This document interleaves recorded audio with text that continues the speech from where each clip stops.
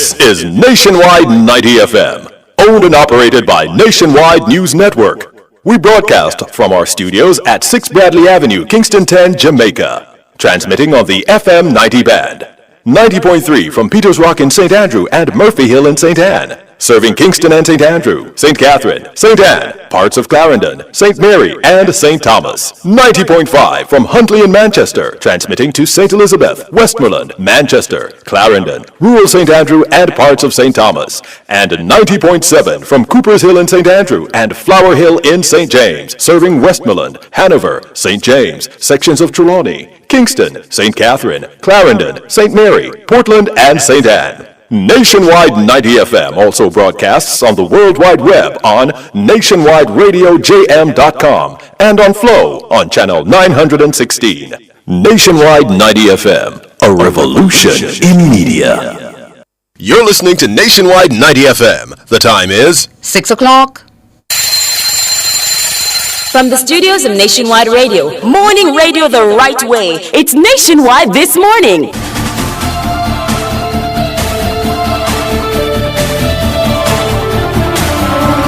A very good morning to you. I'm Tona Thomas. Coming up in the news at 6 for this morning, Wednesday, December 20, 2023.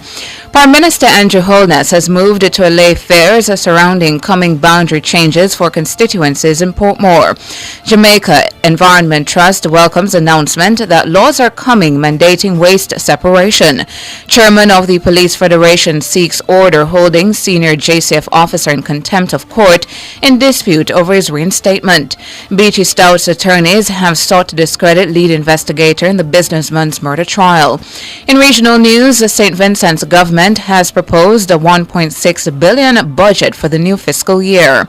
International news, Colorado's Supreme Court has ruled that Donald Trump is ineligible to run for president. In sports, the 5-match T20 International Series between West Indies and England will go to a decider after the world champions beat the West Indies by 75 runs on Tuesday.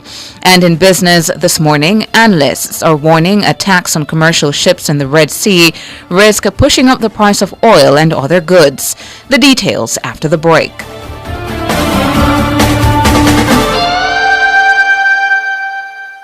Every family is counting on financial stability. Every entrepreneur is counting on the power to grow. Every dreamer is counting on a plan to succeed. And in every success story, it's the first step that counts. GK Mutual Funds, with investments in local and international markets, helps you build your own wealth. It's the perfect start to your financial journey. Visit gk-capital.com for more. GK Mutual Funds, powered by GK Capital and Unit Trust Corporation. Catch the first news of the day. A comprehensive package of local, international, sports, and business news. The news at 6 on Nationwide 90 FM.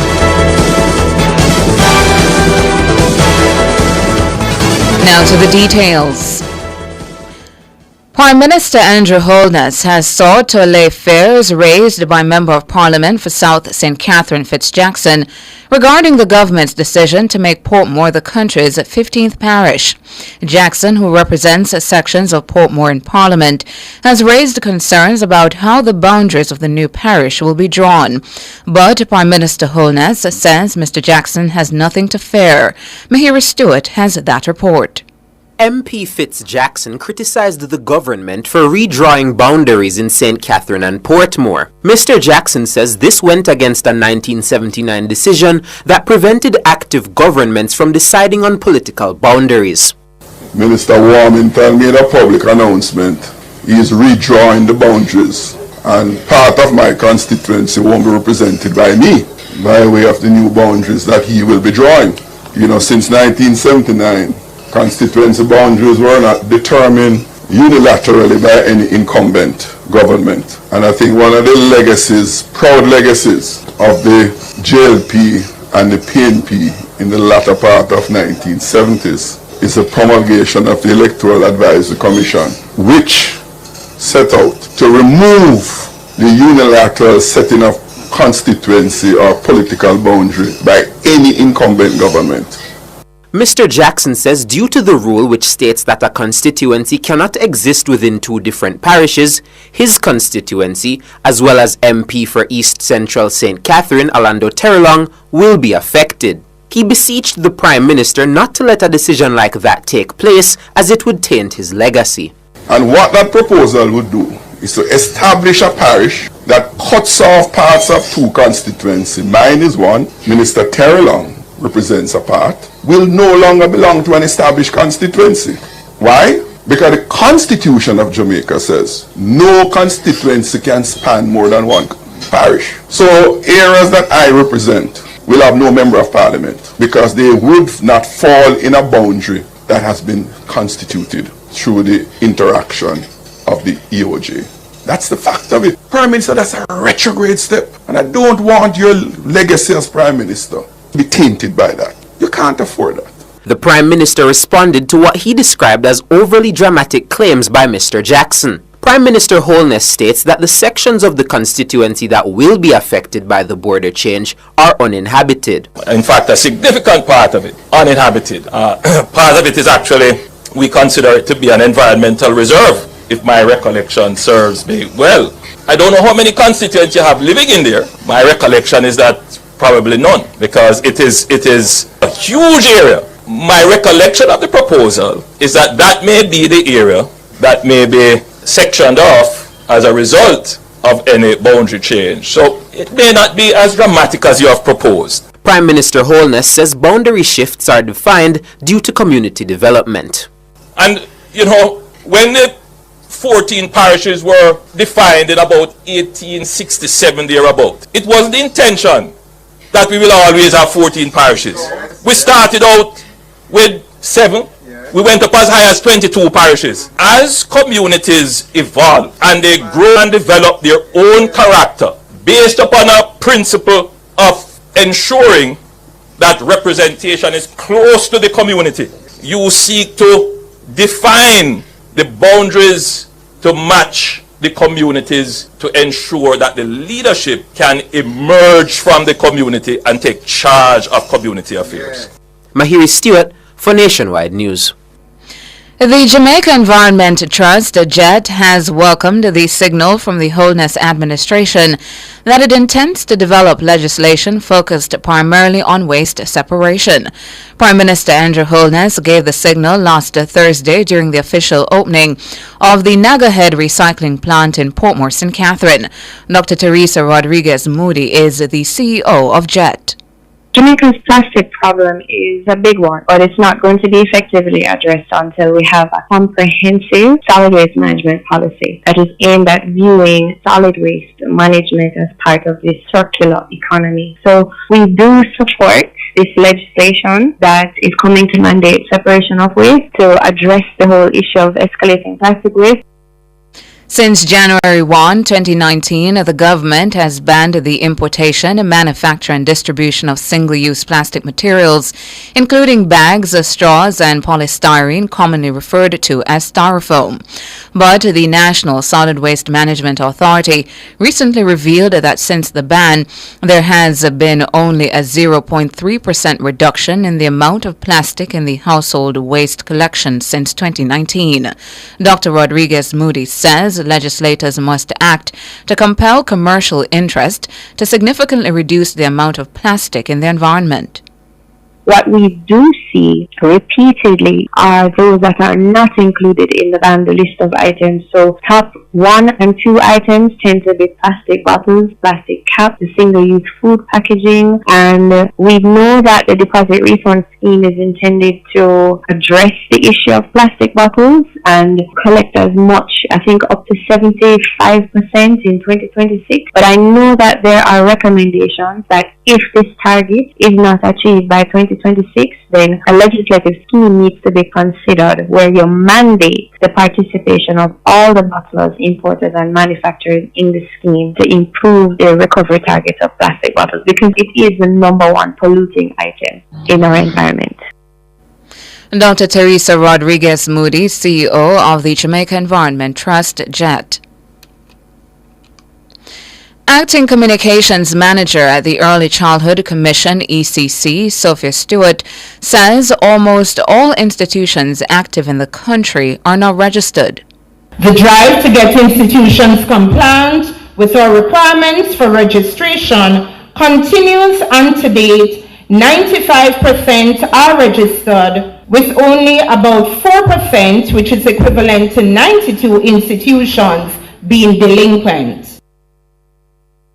Speaking at the Early Childhood Education Conference in Rosal, St. James, Ms. Stewart says over $11 billion has been allocated to help achieve improved outcomes in the sector. The early childhood education is one of the 7 pillars targeted for specific focus in the continuation of our support. In addition, we note that some 14% of the annual budget, which is equivalent to $11 billion, is allocated to early childhood education and special education, a clear commitment to strengthen the foundations of the education system. Sophia Stewart, Acting Communications Manager at the Early Childhood Commission. In the meantime, President of the Jamaica Teachers Association, JTA Leighton Johnson, says the early childhood education sector continues to face a myriad of challenges, including what he says is the poor treatment of its teachers. There are so many tiers. This system is such a complex one that is almost leading to complications. It's a system, there is no real standard there, because what you find happening in one area, one region regarding the different levels of practitioners, you might not find that happening in another area for a similar practitioner in the same category, that sort of thing. How teachers are treated does have a direct correlation with the deliverables within the sector. If we want a sector that is going to produce first-class students, then we need to ensure that we take care of our teachers. On Tuesday, the JTA criticized the government's stewardship of the early childhood education sector. The association's General Secretary, Dr. Mark Nicely, claimed that educators in early childhood institutions are treated like pariahs. Mr. Johnson concurred with Dr. Nicely. He says the output of early childhood teachers significantly outweighs the compensation they receive.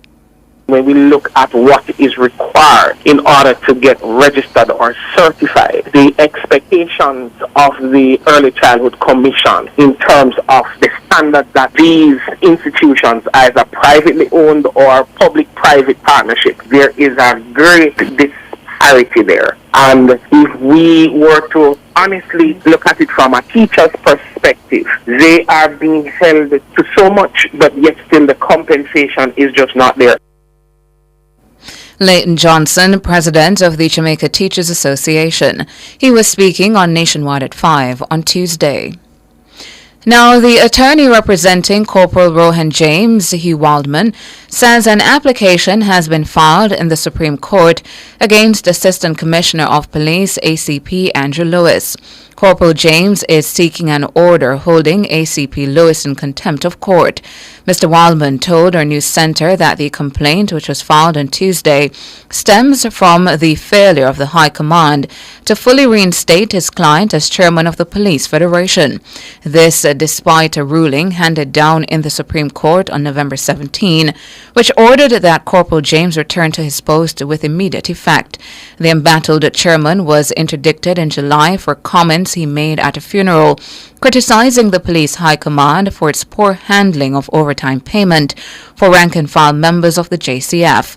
But according to Mr. Waldman, his client has still not been fully reinstated with full benefits as ordered by the court. He says the police high command has also failed to provide details regarding the delayed reinstatement of his client.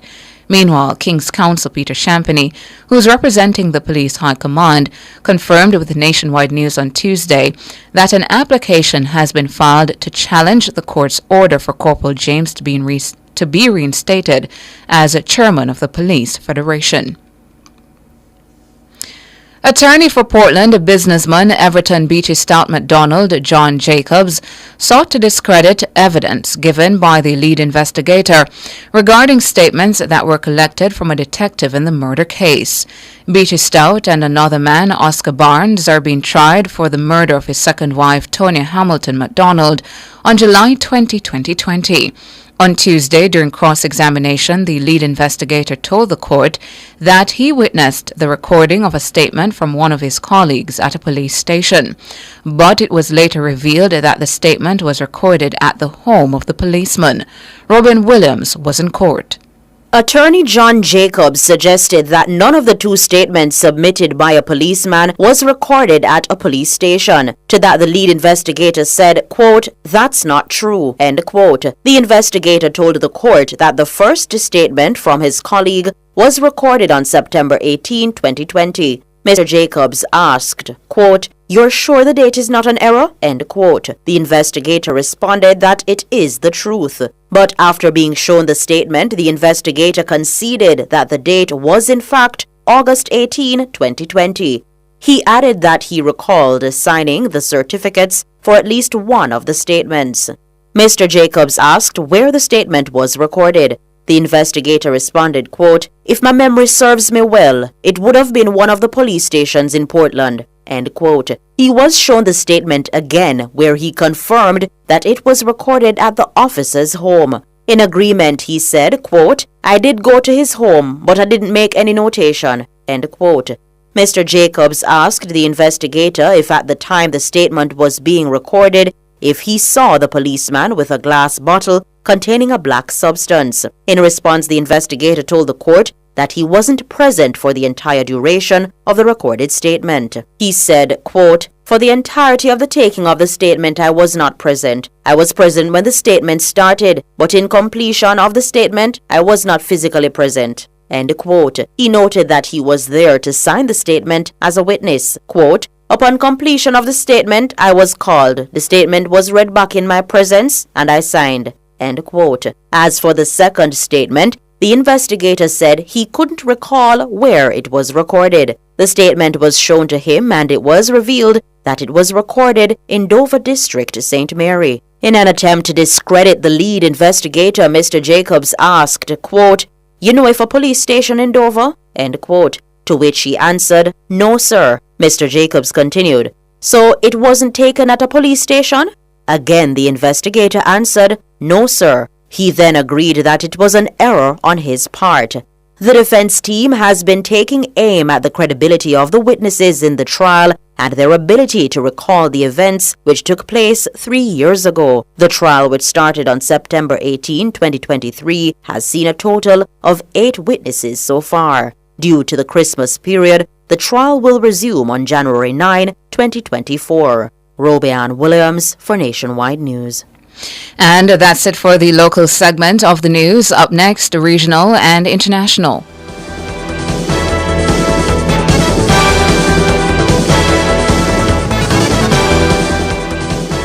This Christmas, give your family the gift of relaxation with the Singer Family Getaway. Shop from November 23 to December 31 and spend $20,000 before GCT to get a chance to win your family a 4-day, 3-night stay at a luxurious, all-inclusive hotel. Get the best brands of appliances and electronics, plus the best quality furniture, and make it the best Christmas ever with Singer. $650,000 in prizes to be won. So shop now for more chances to win. Conditions apply. See the website for details. Authorized under Section 58(3) of the Betting, Gaming, and Lotteries Act. Beneficiaries. The PATH payment cycle begins on December 13, 2023. Post offices and payment agencies will deliver payments based on last names up to December 22, 2023. Check the weekend star to find out when and where you should collect. If you miss your date, you must collect between December 27 and December 28, 2023. For more information, call PATH at 876-922-8007 or visit the ministry's website at www.mlss.gov.jm. PATH. Advancing your family. Developing Jamaica. A message from the Ministry of Labor and Social Security.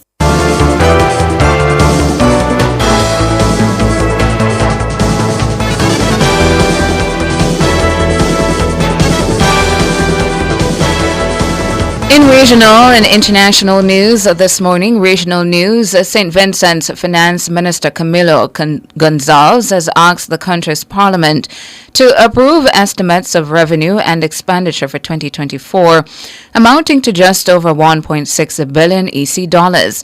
The request came ahead of the budget presentation set to open January 8 next year. The figure represents an 11.8% increase over the approved budget for 2023. It's made up of recurrent expenditure inclusive of amortization and sinking fund contributions of EC 1.4 million and capital expenditure of EC 570.5 million. The government says the fiscal package is to be financed by current revenue of EC 810.8 million and capital receipts of EC 805.6 million. Gonzalez said that these estimates, as dry as those numbers are, encapsulate one of the most active, ambitious, and creative developmental programs ever seen in St. Vincent and the Grenadines. International news now. Colorado's Supreme Court has ruled that Donald Trump cannot run for president next year in the state, citing a constitutional insurrection clause. The court ruled 4-3 that Mr. Trump was not an eligible candidate because he had engaged in an insurrection over the U.S. Capitol riot nearly 3 years ago. It does not stop Mr. Trump running in the other states, and his campaign says it will appeal to the U.S. Supreme Court. The decision, they said, was completely flawed. The ruling only mentions the state's primary election on March 5, when Republican voters will choose their preferred candidate for president, but it could affect the general election in Colorado next November. It is the first ever use of Section 3 of the U.S. Constitution's 14th Amendment to disqualify a presidential candidate. Tuesday's decision, which has been placed on hold pending appeal until next month, only applies in Colorado. Similar attempts to kick Mr. Trump off the ballot in New Hampshire, Minnesota, and Michigan have failed. And that's it for regional and international. Up next, sports.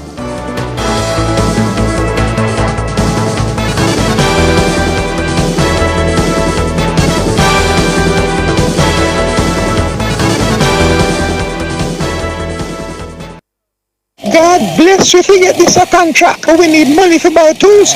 Woman, don't worry about that. From me find out about Total Tools, me realize it. Them rate everything. Chakama, chainsaw, backhoe, forklift, water pump, light tower, and so we can work night and day and get the job done fast. Total Tools Rental. Rent tools. Big tools, small tools, long tools, short tools. Total Tools, Main Street, Ocherius, and the Slipe Road, Kingston. From a pin to an anchor. Call 876-908-0667 or 876-994-1653. Total Tools. Drive into Christmas with a brand new Hyundai vehicle with no loan payment until May 2024. Yes, Hyundai pays for your first 5 loan payments, plus 2 years free service, 5 years warranty, and 0 processing fees. No more waiting on taxis or hitching rides. Get your Hyundai vehicle with 5 free payments on Duro this Christmas. Limited time offer while stocks last. Hyundai. Conditions apply. Big sale now on at Cameron Industries. Up to 50% off quarter and 5/8-inch furniture ply and other items. Now available. Termite resistant furniture ply, granite, quartz, and solid surface countertops. You don't want to miss these amazing deals. Visit us at Hatfield Mandeville or call us at 963-0628.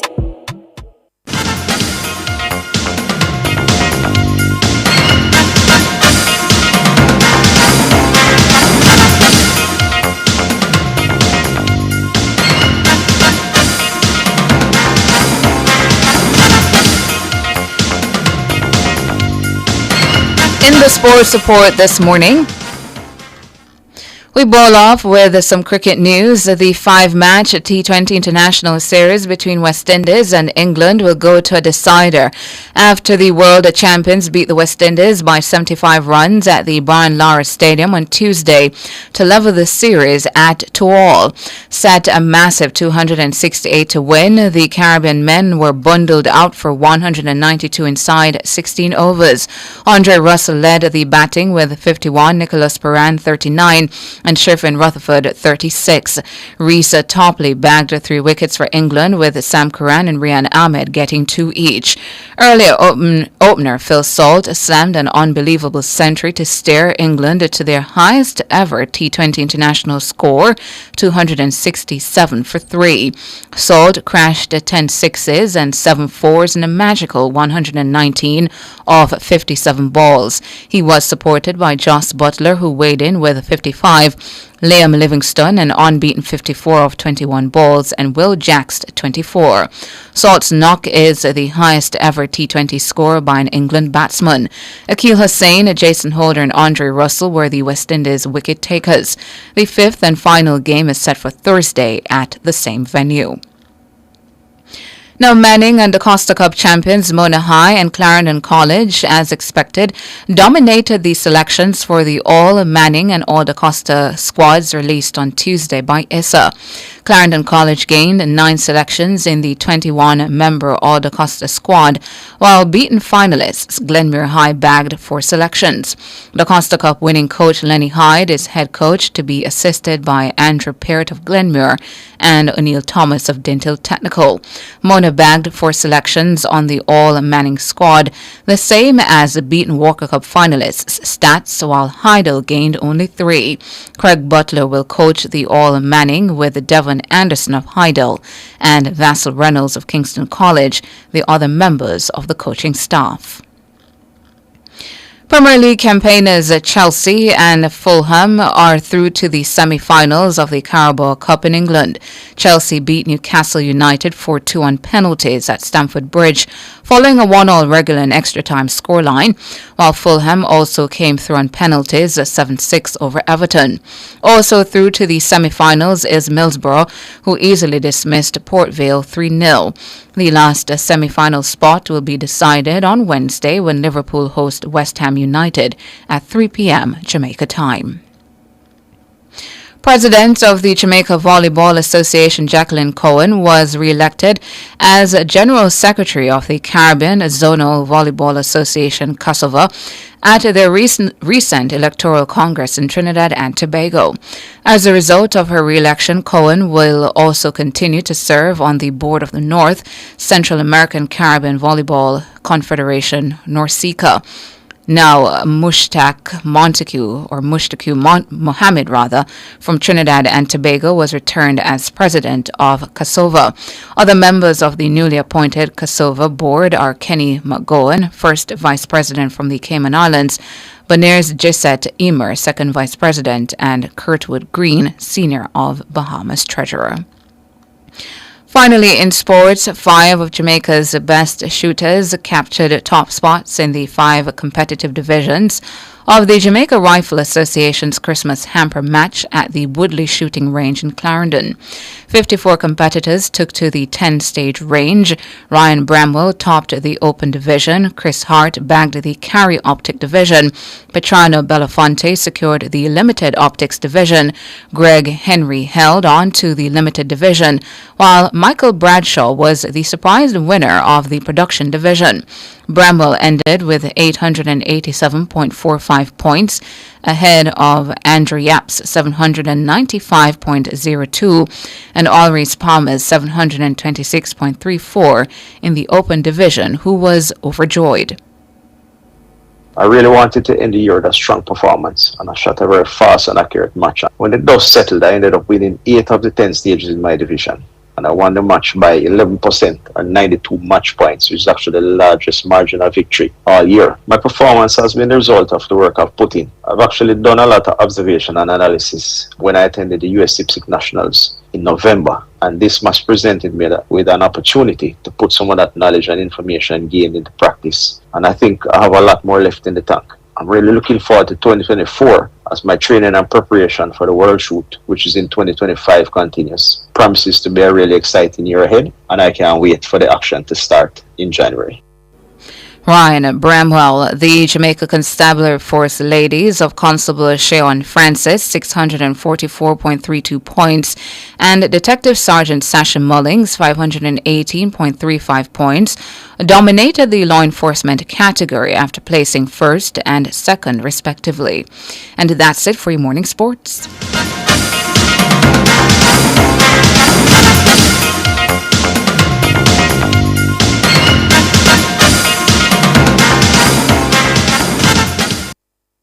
Tell me where you get the money transfer. Where you get the money transfer. Where you get the money transfer. Christmas a come, give our money a run. Ask your sender to select cash pickup and collect your MoneyGram money transfer of $150 or more until December 23 at any Alliance agent for a chance to be one of 14 winners of 100,000 Jamaican dollars from each parish. Tell me where you get the money transfer. Conditions apply. Authorized under Section 58.3 of the Betting, Gaming and Lotteries Act. Christmas is on the way and bringing friends and family with it. I'm Jack, owner of Paradise Patio Furniture and Grills in Montego Bay. This year, entertain in style with a new patio or dining set and grill from Paradise Patio. We offer teak, aluminum, and wicker furniture, umbrellas too. Our high-quality American-made grills make a great gift, and we offer easy financing on everything. Buy today and enjoy tonight at Paradise Patio Furniture and Grills, Winter Village Mall, Montego Bay.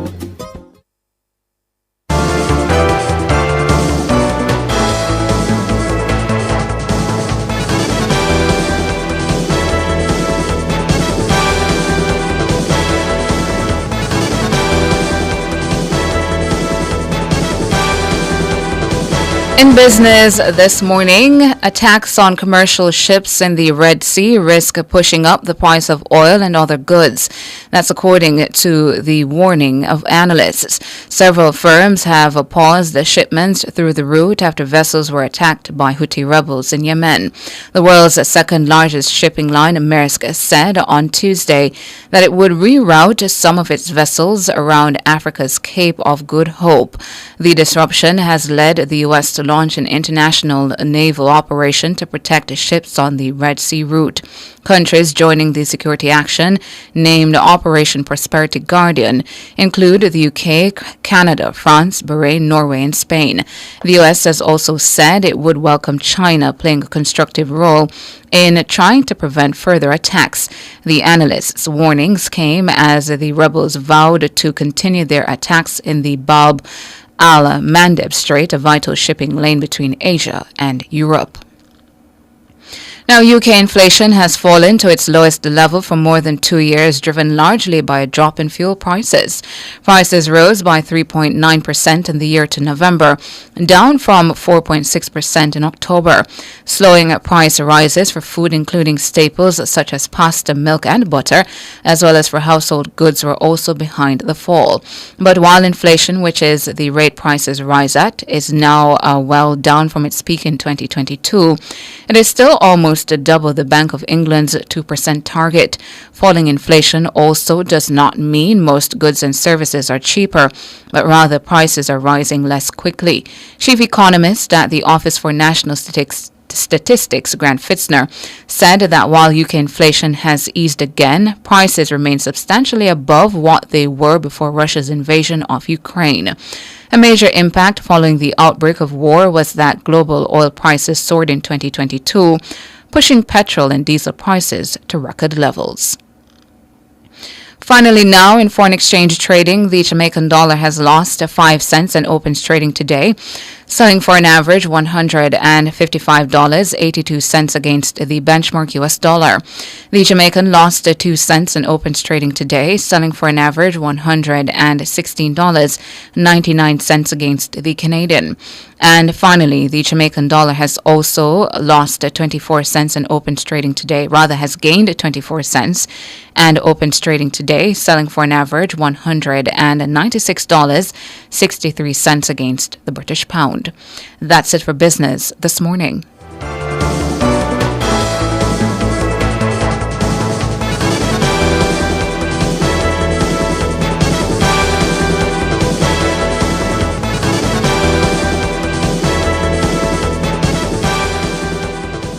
It's This Morning on Nationwide 90 FM. The time is 6:33.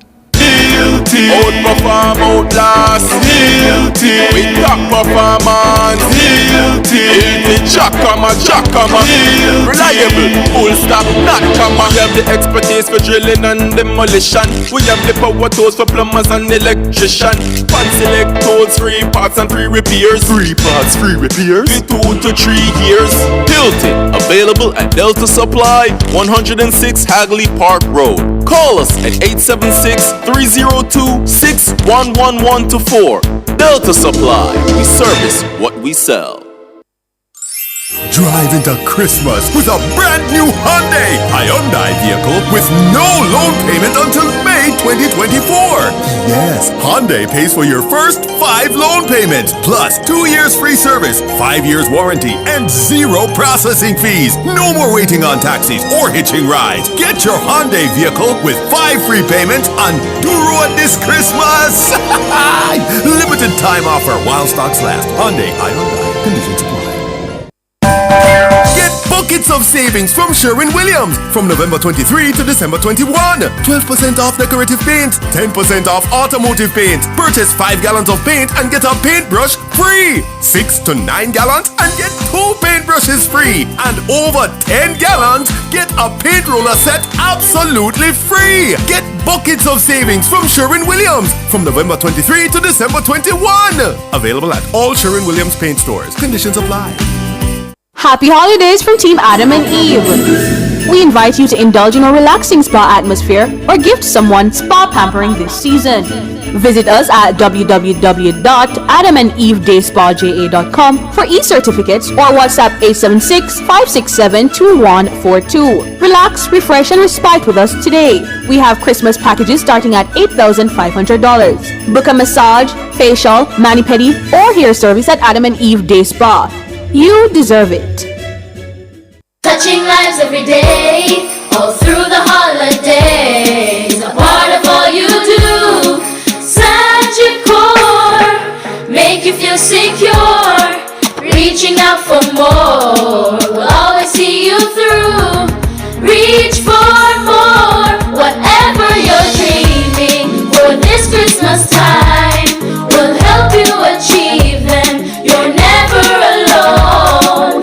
Taking care of your Christmas needs, take care of your New Year's dreams. Every day helping you succeed, that's what Sagicor means. Today's needs, tomorrow's dreams. Sagicor. Here at Azan Super Center, you can fill your Christmas list. It's a December to remember. Get ready for 24 days of deals with the Azan Super Center Super Sale. From now until Christmas, experience the sale event of the season with incredible savings on a wide range of items. There won't be a better time to get all of your gifts, decorations, and everything in between. So fill your Christmas list at the Azan Super Center Super Sale. So this Christmas, make it Azan Super Center for sure. It's a lifestyle. The management and staff of Optical Smart Limited wishes to extend holiday greetings to their dedicated clients and well-wishers. They would like to thank you for your patronage throughout this difficult year and look forward to serving you even better in the new year. They will be open during the holiday season to assist with all your eye care needs, so visit them today at 134 Old Hope Road, Kingston 6. Happy holidays from Optical Smart Limited.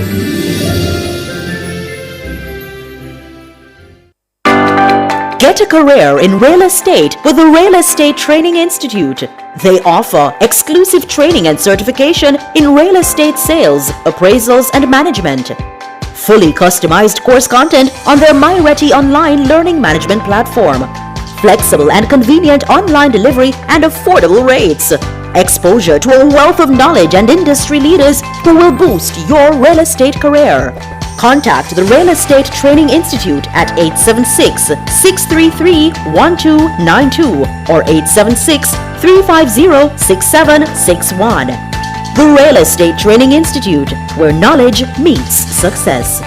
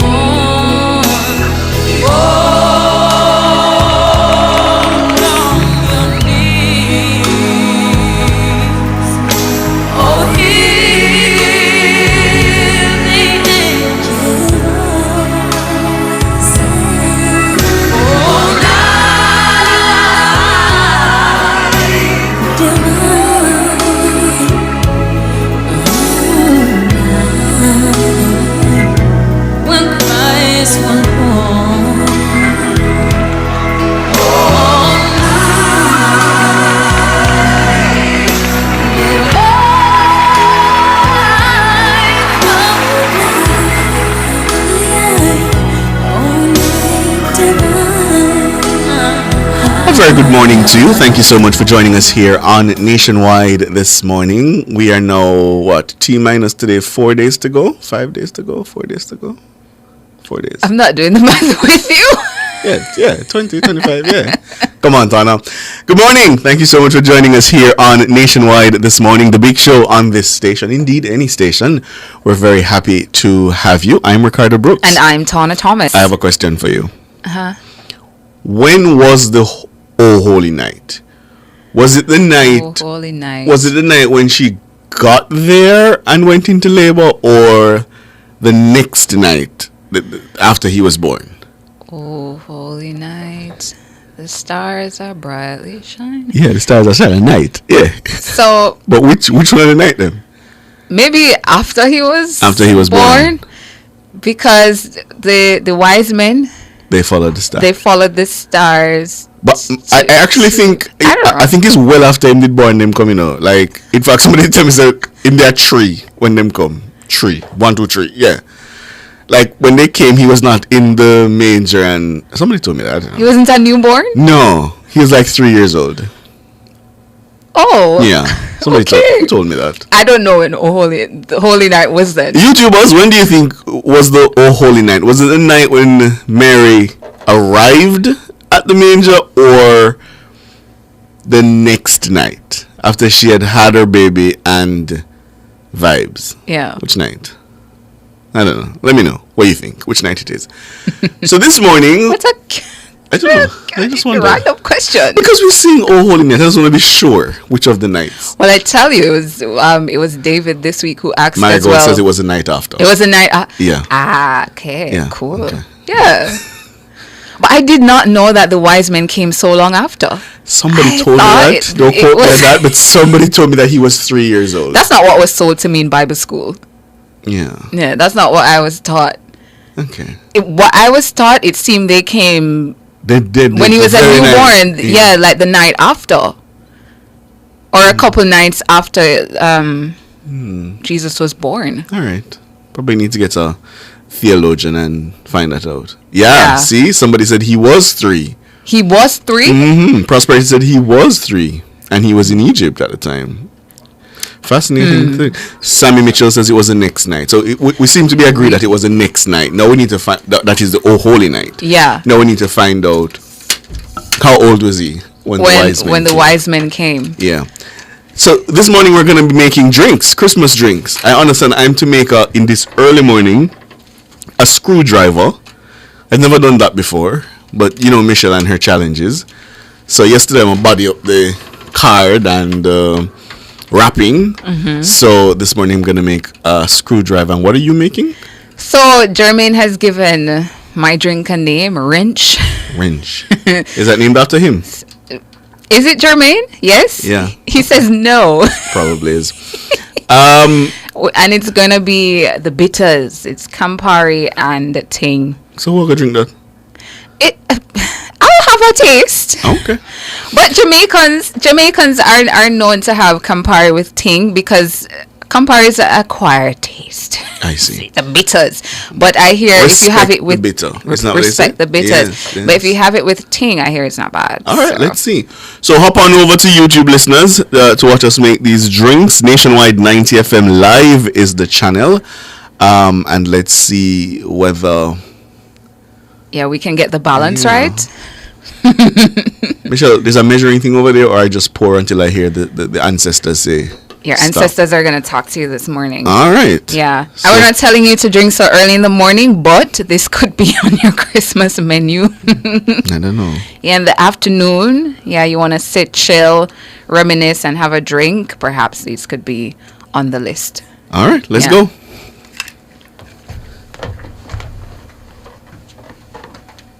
So. Oh, I got these are what? Cocktail glasses, yeah. So mine is what? Mine is okay. All right, cool. Is that cocktail glass, right? Are you counting us down or martini glass? Okay, got it. Are you counting us down or do we just start? Start. Okay. What do I pour first? So I'm going to. Do I put it on the ice or? I'm gonna put some ice first. Oh, I could use this cup first. and Campari, the bitters. I'm just going to... I'm not sure. Should I just pour the orange juice? I have no idea what I'm doing. Okay. Little orange juice. Some tea. That looks like about, more orange juice. Yeah, mixologist. A little vodka. I have no idea how this is going to turn out. Did you just mix it with a spoon? Oh, it's red. Perfect. It's red. No cherry? Let's garnish. Oh, okay. So, that's what it is. Okay, that's not bad.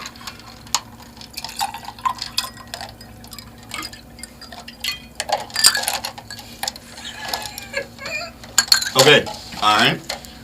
Okay. Guys, I have no idea how this is going to taste. Uh-huh.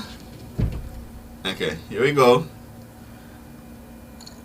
But these are okay. I guess I can just put it in there like that. But it doesn't stand out. Nah, I'm not using this. Alright. Here we go. You want one more cherry? I wish we had more ice. How much cherry?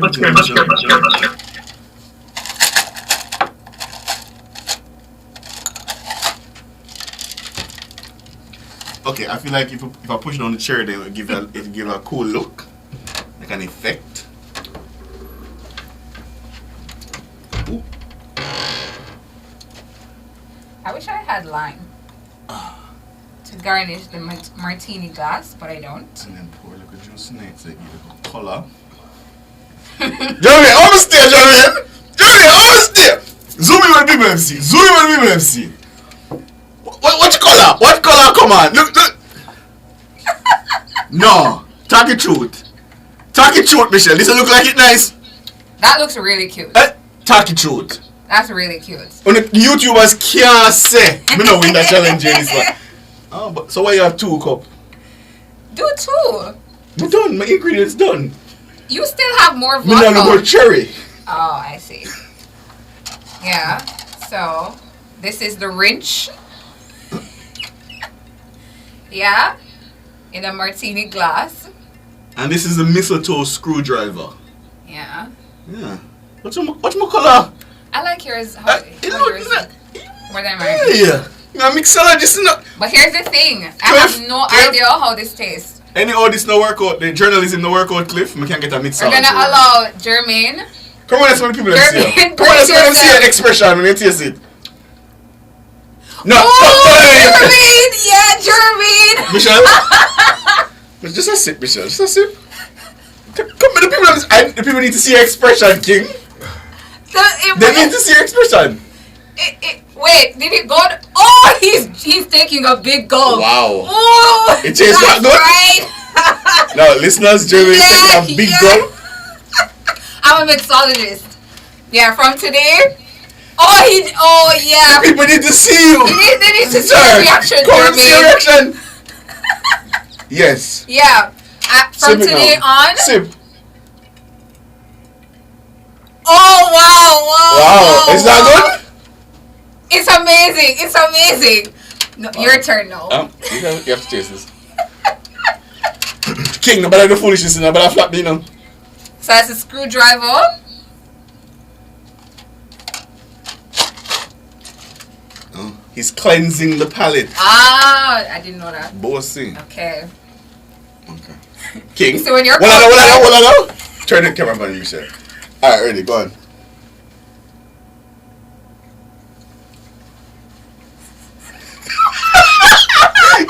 No! He looks disappointed. He looks disappointed. It don't taste good? Bro!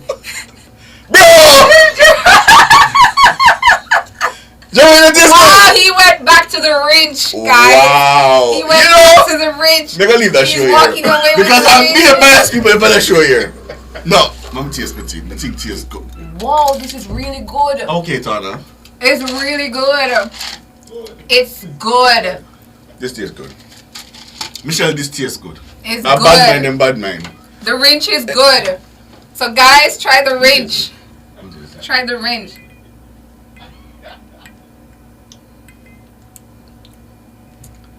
Okay. Yeah. Okay. All right. It's good. It's good. Guys, try the wrench. It tastes alright. Bad mind. So try the wrench, guys. Simple ingredients. All you need is Campari. But my color, look at my color. Ting. Yeah, I don't know if the cherries enhance the flavor or whatnot, but put some cherries in there as well. Boom, you have a Christmas drink. And it's red. Yeah. Cheers. Goes with the theme and the colors of Christmas. Yeah. Them bass. You know, yeah. Look at talk to Ludlow. Look at them bass. Them bass.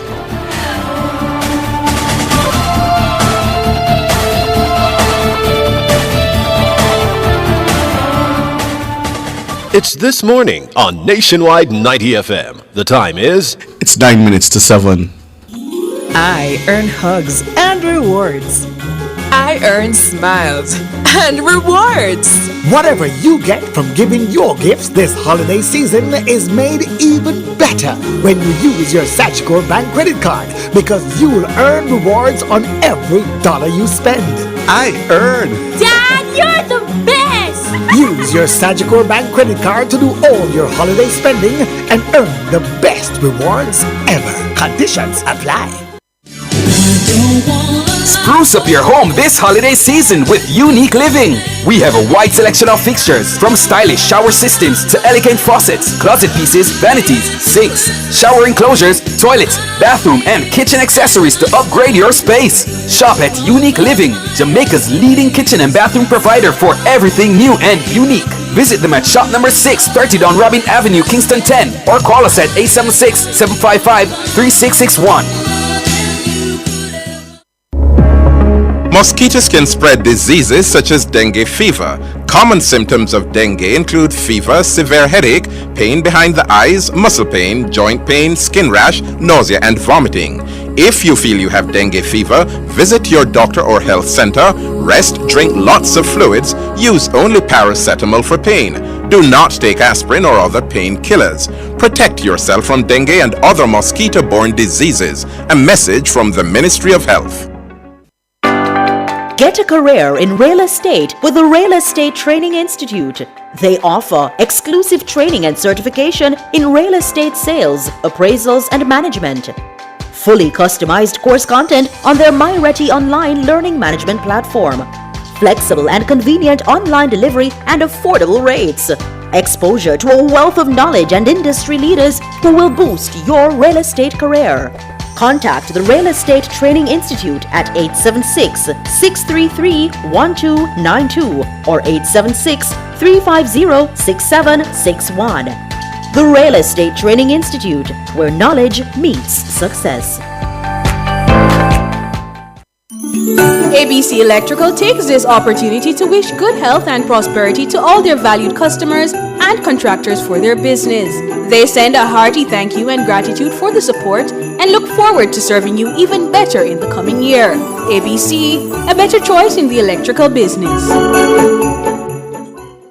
This Christmas, give your family the gift of relaxation with the Singer Family Getaway. Shop from November 23 to December 31 and spend $20,000 before GCT to get a chance to win your family a 4-day, 3-night stay at a luxurious, all-inclusive hotel. Get the best brands of appliances and electronics, plus the best quality furniture, and make it the best Christmas ever with Singer. $650,000 in prizes to be won. So shop now for more chances to win. Conditions apply. See the website for details. Authorized under Section 58.3 of the Betting, Gaming, and Lotteries Act. Street Smart and the JUTC Morning Commute is brought to you by JUTC, your route to excellence, and the Road Safety Unit in the Island Traffic Authority. And JAA, keeping you mobile.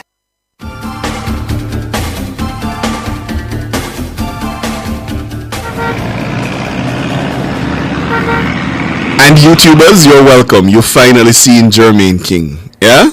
Yeah, man, you're welcome. Because no, they were shocked. They were shocked that they actually saw you.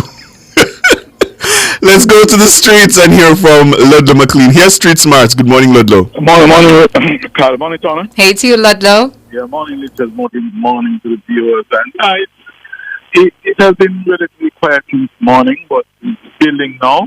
But I can tell you, no major delays yet. Half a tree though, once you get to into the half a tree, you're going to find that busy, quite active. But it's good vehicular movement all the way down to half a tree road. It's up first. It's for the morning. We go home at about 7:15, 7:80. We'll check in at that time. Up next, Tana has the word of the day. Street Smart and the JUTC Morning Commute was brought to you by JUTC, your route to excellence, and the Road Safety Unit in the Island Traffic Authority. And JAA, keeping you mobile. Your word of the day, spelled Jollify, spelled Jollify. Jollify, jollify, jollify. Your word of the day, quite fitting, jollify. It's a verb and it means to make or become jolly or merry. To make or become jolly or merry, and jollify was first recorded between 1815 and 1825. So jollify yourself. No one that drinks are going to meet jollify. This Christmas. Jollify, your word of the day. Up next, your features at the top of the hour, the news.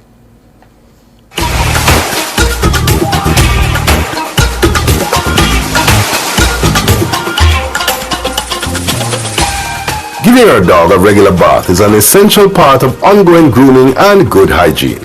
Of course, a bath helps remove visible dirt your dog earned through happy walks and romps in natural environments.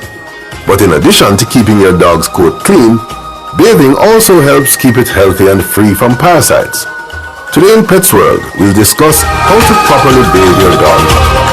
Before you even turn on the water, take the time to set up an environment where your dog will be as comfortable as possible and will associate the experience positively. One way to do that is to prepare your dog's coat so the process doesn't trigger discomfort. It's recommended that you take the time to brush your dog's coat, especially if they're longer-haired pups that get frequent tangles. First, you're going to need to determine the right place to bathe your dog. As a starting point, consider the size and breed of your dog to ensure you have space and to best determine whether to bathe your dog indoors or outside. For particularly small dogs, a sink might work best. More likely, it's a bathtub, which can accommodate a range of breed sizes. Bathing your dog outside instead of indoors might be a solid choice for certain breeds in some seasons. Before bathing your furry pal, make sure you are wearing comfortable clothing you don't mind getting wet. Also, ensure you have all the supplies you need, like the tearless shampoo, cotton balls to prevent water getting into the dog's ears, and absorbent towels to dry your dog. Here is professional groomer Renee Bloom with steps on how to properly bathe your dog. When you are finished, towel dry your dog as best you can. Then use either a dog-specific hair dryer or a human one on a medium or cool setting. It's also recommended that you brush your dog as he dries. You could also air dry your dog as long as he doesn't get chills or shiver too much. Now your dog looks and smells fresh. That's it for Pets World today. Until next time. Fearless and fair. Nationwide 90 FM. Planning to visit the family in the country this Christmas? High traffic volumes and sometimes unpredictable weather make Christmas a stressful time to travel. Here is part 2 of ways to minimize stress and avoid holiday road trip mishaps. I'm Tana, and these are your lifestyle pages. Make sure heaters, defrosters, and wipers work properly. As a general rule, wiper blades should be replaced every 6 months. Check the hoses and belts that can become loose, cracked, brittle, frayed, or show signs of excessive wear. Check the tires, including tire pressure and tread. Tires should also be checked for bulges and bald spots. Check that the gas cap is not loose, damaged, or missing to prevent gas from spilling or evaporating. Check to see that exterior and interior lights work and headlights are properly aimed. If you're due for a tune-up, have it done before heading out for the holidays in order to improve engine performance and increase fuel economy. I'm Tana, and those were your lifestyle pages. Nationwide 90 FM, continuing the tradition of fair, fearless, and factual reporting. Are you struggling with mental health issues? Call the Mental Health and Suicide Prevention Hotline at 888 New Life. The time brought to you by the Jamaica Information Service is... It's news time, 7 o'clock. If you need to build it, plumb it, weld it, pave it, or power it, National Supply has it. Get the best brands for the job at Jamaica's Industrial Hardware Superstore. Kingston Normal Bay. The temperature by National Supply is 25 degrees Celsius here in Kingston, 23 out west in Montego Bay. The most credible news in the morning. The news at 7 on Nationwide 90 FM.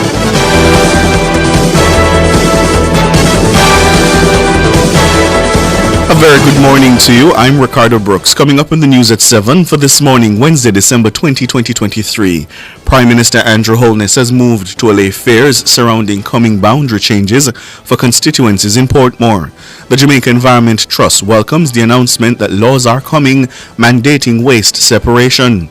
Chairman of the Police Federation seeks order holding senior JCF officer in contempt of court in dispute over his reinstatement. Beachy Stout's attorneys have sought to discredit the lead investigator in the businessman's murder trial. In international news, Colorado's Supreme Court has ruled that Donald Trump is ineligible to run for president. The details after the break.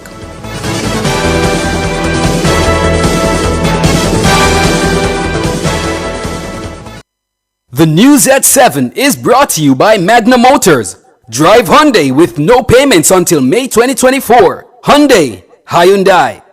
If it's news, it's got to be Nationwide 90 FM.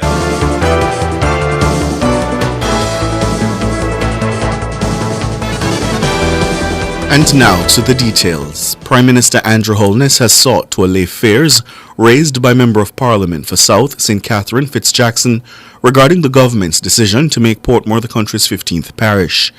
Jackson, who represents sections of Portmore in Parliament, has raised concerns about how the boundaries of the new parish will be drawn.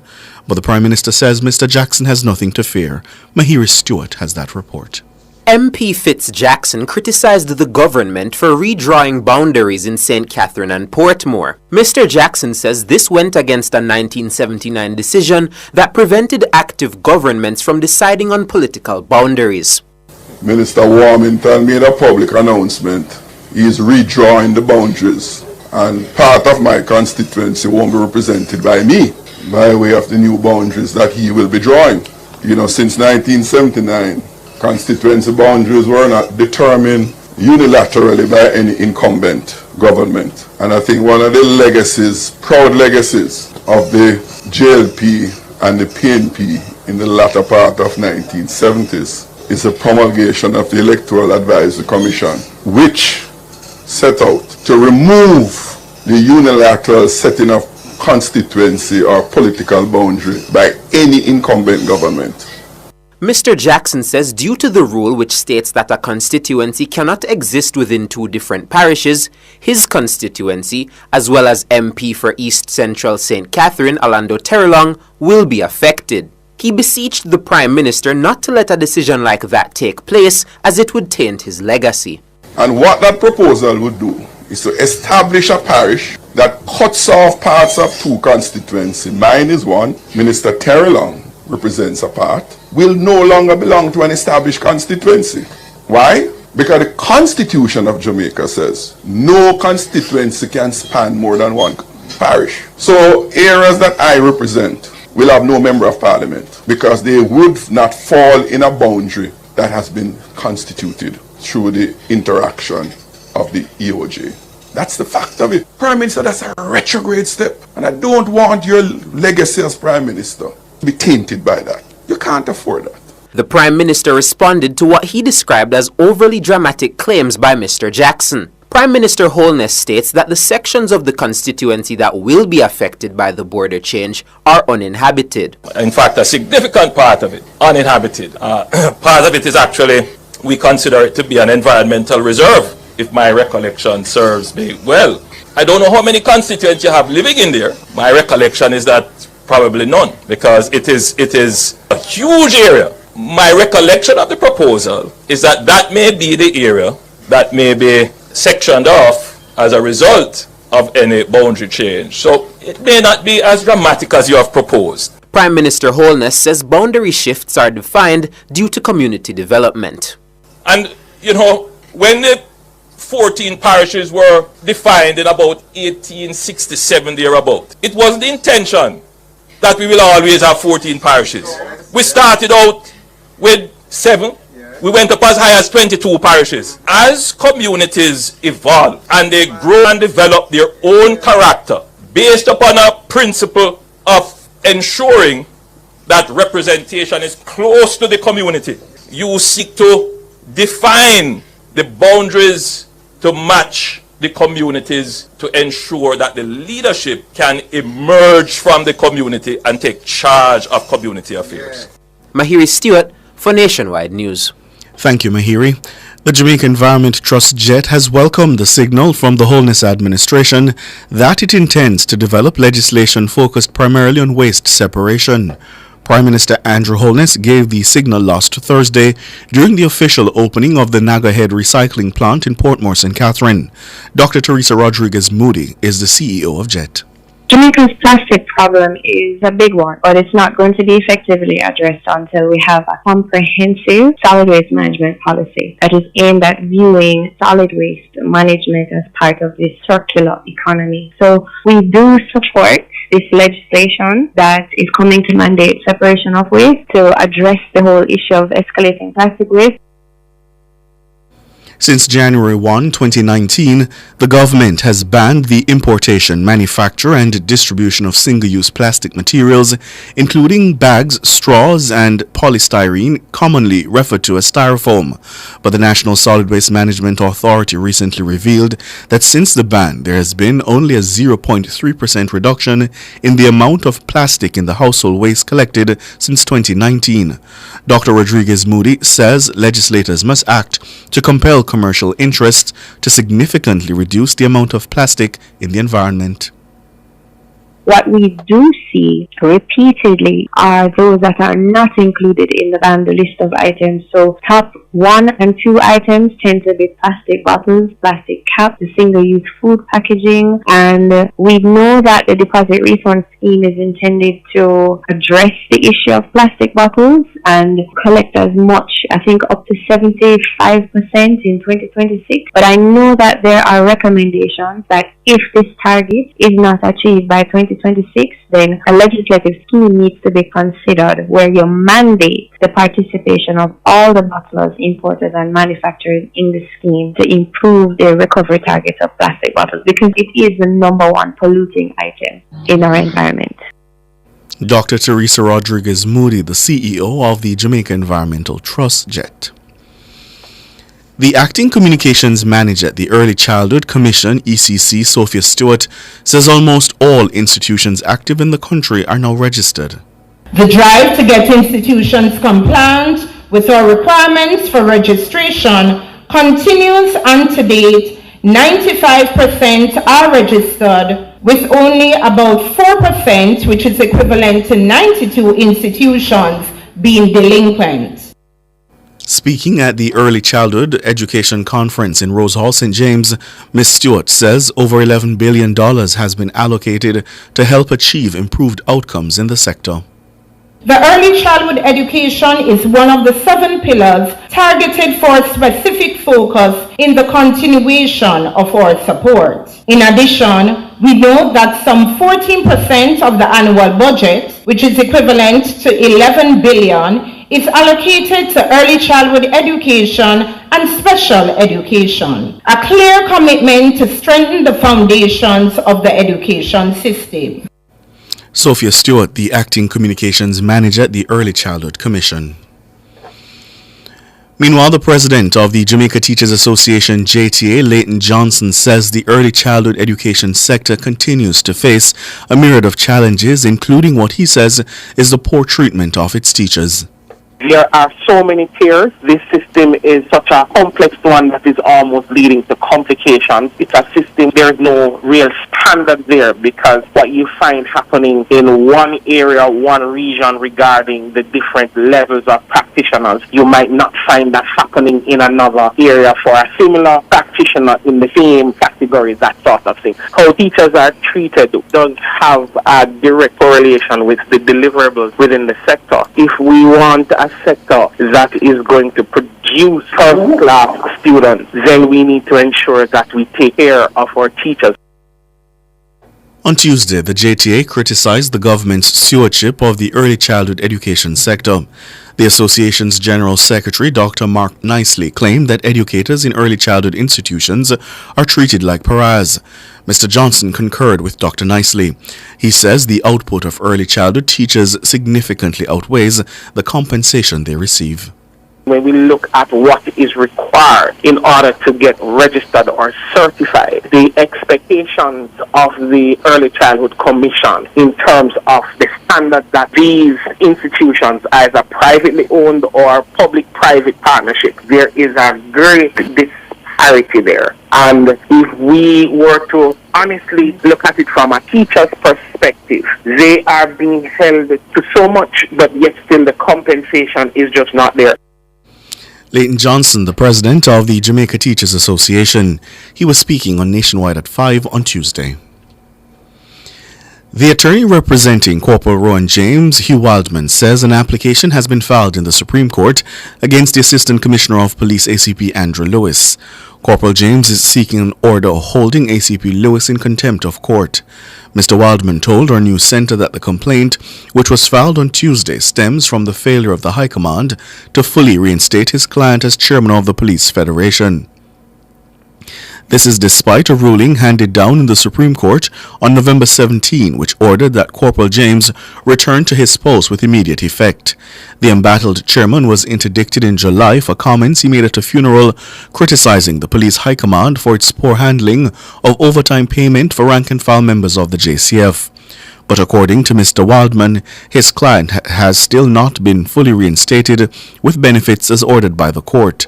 He says the police high command has also failed to provide details regarding the delayed reinstatement of his client. Meanwhile, King's Counsel Peter Champagny, who's representing the police high command, confirmed with Nationwide News on Tuesday that an application has been filed to challenge the court's order for Corporal James to be reinstated as chairman of the Police Federation. Attorney for Portland businessman Everton Beachy Stout MacDonald John Jacobs has sought to discredit evidence given by the lead investigator regarding statements that were collected from a detective in the murder case. Beachy Stout and another man, Oscar Barnes, are being tried for the murder of his second wife, Tonya Hamilton MacDonald, on July 20, 2020. On Tuesday, during cross-examination, the lead investigator told the court that he witnessed the recording of a statement from one of his colleagues at a police station. But it was later revealed that the statement was recorded at the home of the policeman. Robian Williams was in court. Attorney John Jacobs suggested that none of the two statements submitted by a policeman was recorded at a police station. To that, the lead investigator said, quote, "That's not true," end quote. The investigator told the court that the first statement from his colleague was recorded on September 18, 2020. Mr. Jacobs asked, quote, "You're sure the date is not an error?" End quote. The investigator responded that it is the truth. But after being shown the statement, the investigator conceded that the date was in fact August 18, 2020. He added that he recalled signing the certificates for at least one of the statements. Mr. Jacobs asked where the statement was recorded. The investigator responded, quote, "If my memory serves me well, it would have been one of the police stations in Portland," end quote. He was shown the statement again, where he confirmed that it was recorded at the officer's home. In agreement, he said, quote, "I did go to his home, but I didn't make any notation," end quote. Mr. Jacobs asked the investigator if at the time the statement was being recorded, if he saw the policeman with a glass bottle containing a black substance. In response, the investigator told the court that he wasn't present for the entire duration of the recorded statement. He said, quote, "For the entirety of the taking of the statement, I was not present. I was present when the statement started, but in completion of the statement, I was not physically present," End quote. He noted that he was there to sign the statement as a witness. Quote, upon completion of the statement, I was called. The statement was read back in my presence and I signed. End quote. As for the second statement, the investigator said he couldn't recall where it was recorded. The statement was shown to him and it was revealed that it was recorded in Dover District, St. Mary. In an attempt to discredit the lead investigator, Mr. Jacobs asked, quote, you know if a police station in Dover? End quote. To which he answered, no sir. Mr. Jacobs continued, so it wasn't taken at a police station? Again, the investigator answered, no sir. He then agreed that it was an error on his part. The defense team has been taking aim at the credibility of the witnesses in the trial and their ability to recall the events which took place 3 years ago. The trial, which started on September 18, 2023, has seen a total of 8 witnesses so far. Due to the Christmas period, the trial will resume on January 9, 2024. Robian Williams for Nationwide News. Thanks, Robian. In international news now, Colorado's Supreme Court has ruled that Donald Trump cannot run for president next year in the state, citing a constitutional insurrection clause. The court ruled 4-3 that Mr. Trump was not an eligible candidate because he had engaged in an insurrection over the U.S. Capitol riot nearly 3 years ago. It does not stop Mr. Trump running in the other states, and his campaign says it will appeal to the U.S. Supreme Court. The decision, the campaign says, was completely flawed. The ruling only mentions the state's primary election on March 5, when Republican voters will choose their preferred candidate for president, but it could affect the general election in Colorado next November. It's the first ever use of Section 3 of the U.S. Constitution's 14th Amendment to disqualify a presidential candidate. Tuesday's decision, which has been placed on hold pending appeal, only applies in Colorado. Similar attempts to kick Mr. Trump off the ballot in New Hampshire, Minnesota, and Michigan have failed. That's the news at 7 this morning. I'm Ricardo Brooks.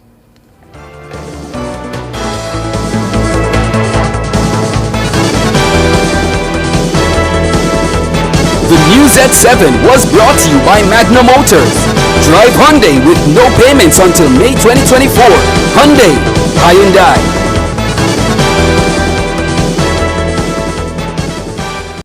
Sign up for the JN Money Card. It's safe, convenient, and free. The time by JN Money is... It's 17 minutes after 7. Get a career in real estate with the Real Estate Training Institute. They offer exclusive training and certification in real estate sales, appraisals, and management. Fully customized course content on their MyReady online learning management platform. Flexible and convenient online delivery and affordable rates. Exposure to a wealth of knowledge and industry leaders who will boost your real estate career.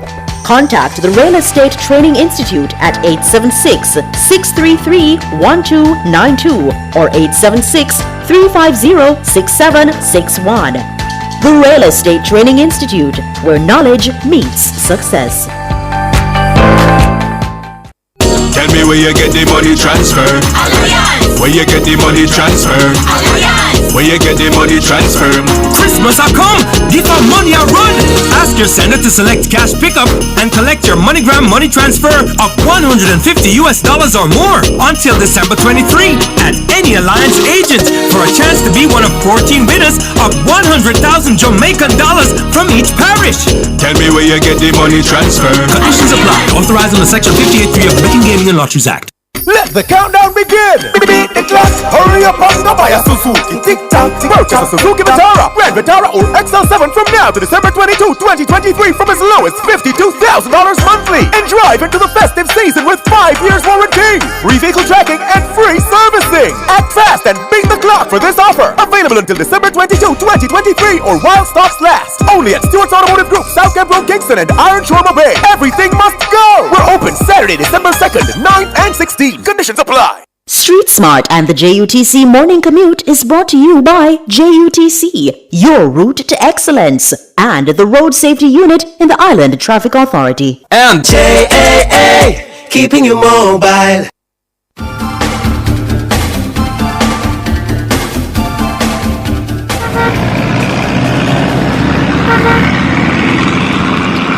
It's time now to head back to the streets for our second update of the morning from Ludlow McLean. He has Street Smarts. Good morning again, Ludlow.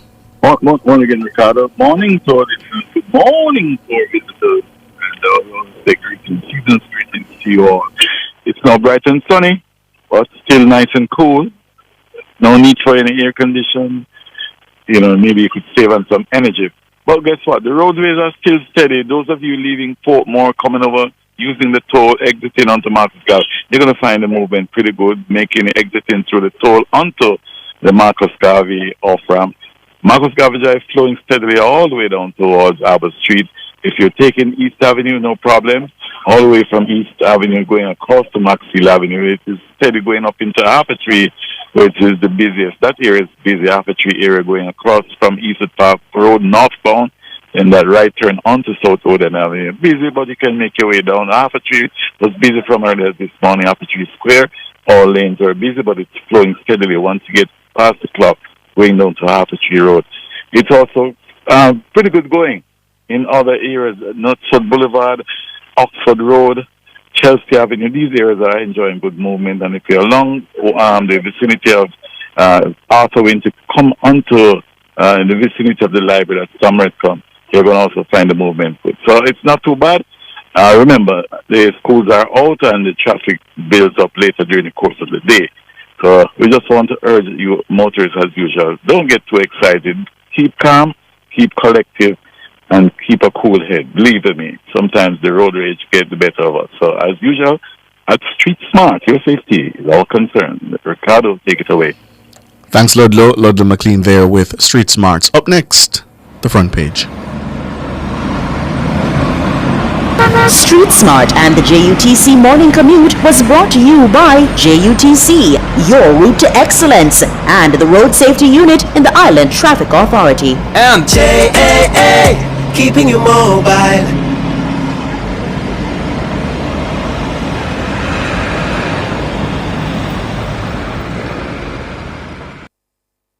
Front Page is brought to you today by ABC Electrical Sales, for a better choice in the electrical business. ABC Electrical takes this opportunity to wish good health and prosperity to all their valued customers and contractors for their business. They send a hearty thank you and gratitude for the support and look forward to serving you even better in the coming year. ABC, a better choice in the electrical business.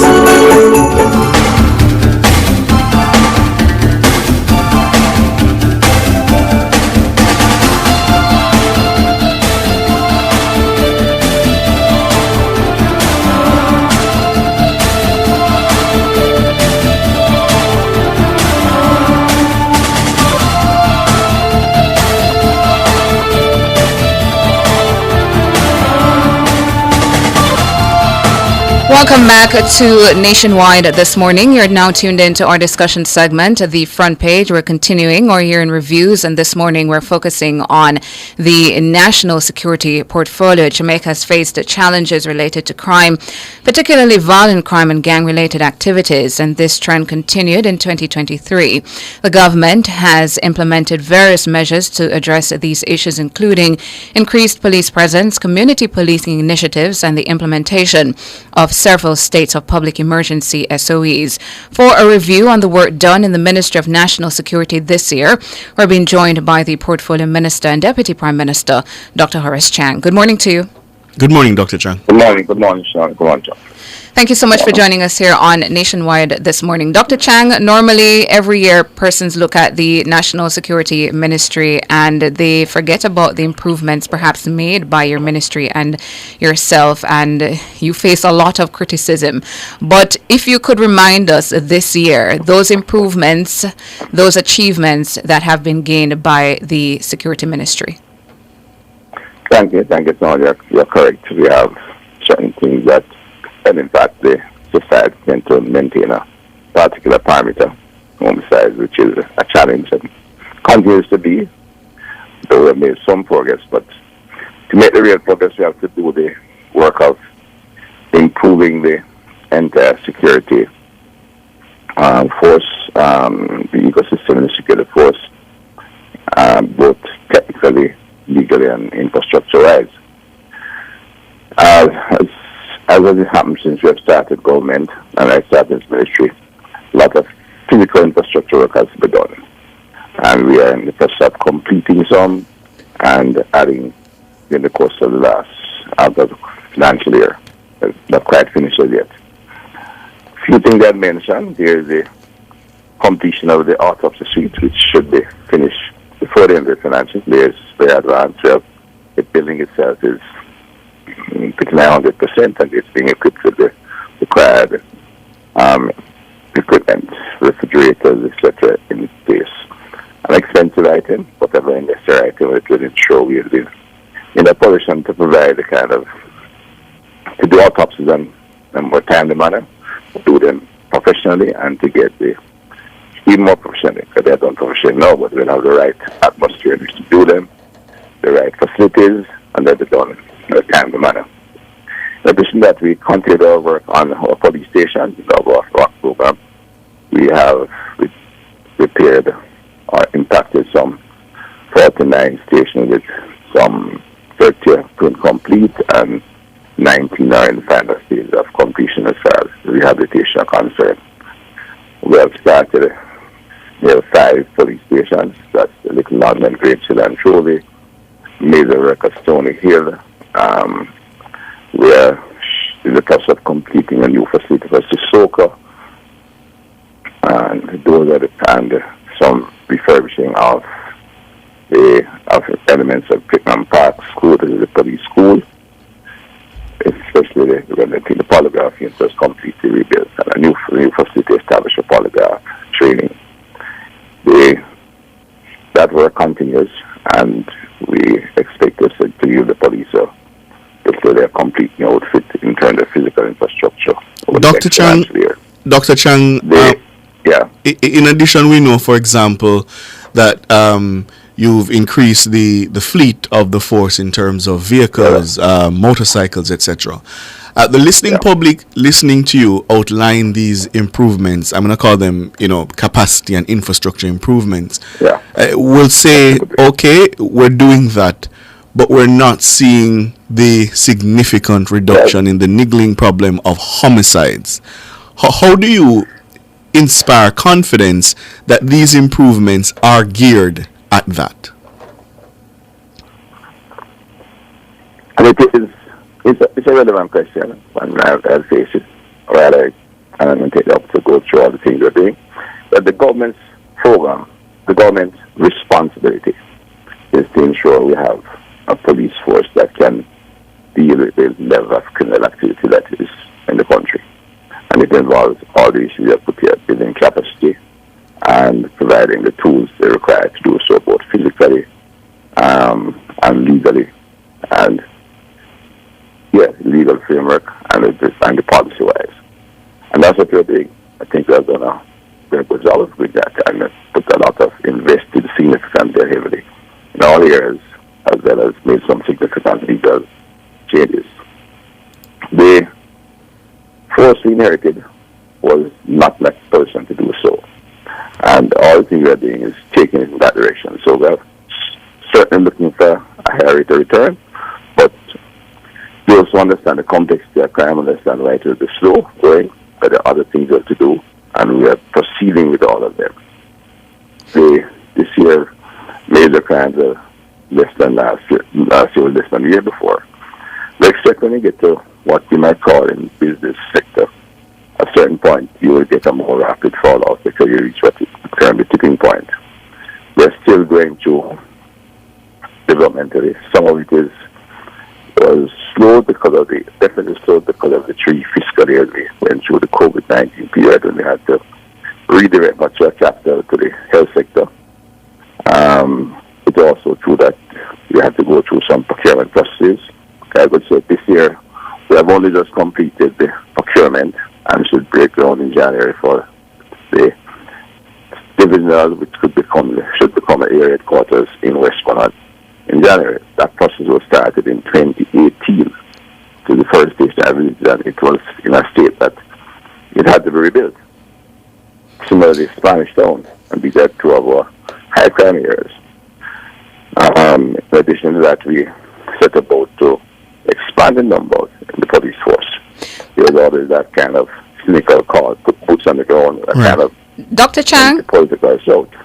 based on the Ministry of National Security's investment, the government's investment in the Jamaica Constabulary Force, the security forces, how would you grade their output at this time? It's the end of the year now, and based on all the investments that have been made, would you say that their output now is satisfactory, good, great, excellent? Where would you grade it and why? I don't want to go public with that yet.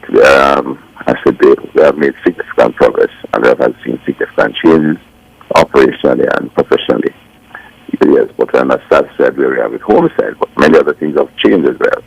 And I think we'll have to give it a little more time. Not a lot of time. Yes, I'd love to have seen the homicide much lower, and I think it could be lower, but they're making changes that I think will impact quite quickly and dramatically, and I indicated earlier. I think it's the nature of the homicide in Jamaica as they emerge, which is criminal violence. I think once we get a number of the things we're looking at a certain point, and I don't think we're quite there yet, but they have made major investment. Maybe it's just how far we're coming from. We're not at, we're below ground literally, if you might put it. We're coming out of a hole and we're on the surface now. We're creating the building. So I expect we will have I know we'll have pretty significant fall at a faster rate to get to what the professionals say we have to get sustainability and continuous fall. You need to get below the magical figure of roughly 800 homicide, which would be about, I don't know the exact number, 100,000, but it's in the lower 30s. Hold it there for us, Dr. Chang. We're up on the break. After the break, want to talk, because it sounds like you're taking a medium to long-term view of the problem. Want to talk to you now about how we get the population to see the fight against crime in that kind of way.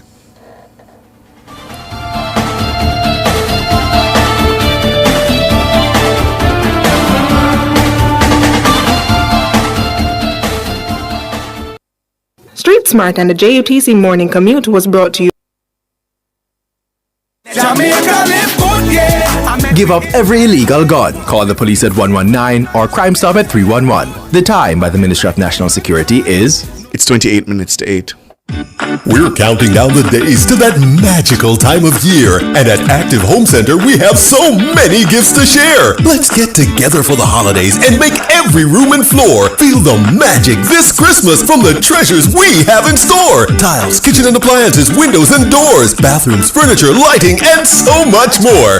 Visit our showrooms in Kingston and Montego Bay or online at ActiveHomeCenter.com. Active Home Center, more savings, more choices. Touching lives every day, all through the holidays. A part of all you do. Sagicor, make you feel secure. Reaching out for more, we'll always see you through. Reach for more, whatever you're dreaming for this Christmas time. We'll help you achieve them. You're never alone. Taking care of your Christmas needs, take care of your New Year's dreams. Every day helping you succeed, that's what Sagicor means. Today's needs, tomorrow's dreams. Sagicor. Make sure an adult is always supervising young children while you are away. This Christmas safety tip is brought to you by the Ministry of National Security.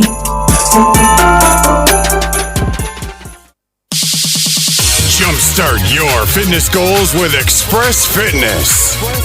Sign up today and restart your fitness journey at an Express Fitness location near you. Enjoy safe, comfortable, and well-equipped gyms from 7 a.m. to 8 p.m. daily. Call 554-5180 for a full listing of our open locations. Express Fitness. Express Fitness. Your goal, our mission.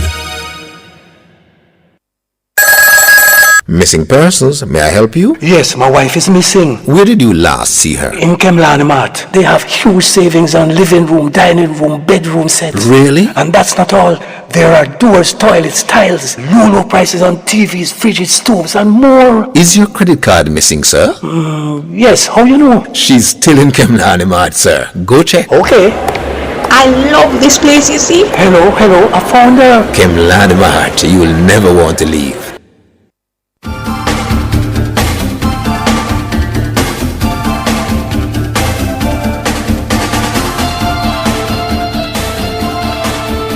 Thank you so much for staying with us here on Nationwide this morning. We're doing a review this morning of the work of the Ministry of National Security. We have with us the Portfolio Minister and the country's Deputy Prime Minister, Dr. Horace Chang. Before the break, he was taking us through what he views as the achievements of the ministry, certainly on the side of policy, on the side of investment, some of them on the side of investment, building out capacity and infrastructure.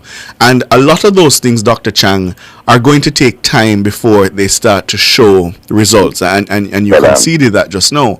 But the population, as you know, having had this sort of poisoned chalice of this ministry. It's a paradigm ministry measures. Right. So how do we get... And not just the population, the opinion leaders need to focus on that, because... How do we get the population to take a long-term view of the problem? It's not quite that, and I mentioned a few things again before, because there are some invisible things we're doing, which, I mentioned the visible issue, thing that the communication, which we have had to rehabilitate, and is now complete. The P25, which is the microwave for connectivity, and part of the entire security strengthening process we talk about in the digitization of the force, that is entire connectivity. We just completed, for example, and because we need to take about the short and the long term. I'm in politics. The police force, the institution over there, has been there over 100 years. I need to have quick results to ensure the population buy into the entire program. Right. Now, give you an example and a further discussion on the short and long term, and I think where I will lead directly into that. The TTS, the traffic ticketing system, worked on it for 4 years, paid a lot of input, time, and expense. But in fairness, in reality, I just completed that process when we handed them enough handheld devices to throw the books as of this month. And I expect to see no significant fall off. But prior to that, of course, you had in place the law, RTA, the long haul, the ministry relevant Arctic and Stream. Last year we had completed field trials of our handheld system from November 2022. We have provided motorbikes, patrol vehicles, and of course trained significant more officers. And we have added some 3,000 plus added. We have recruited over 6,000, but added 3,000 police officers to their corps.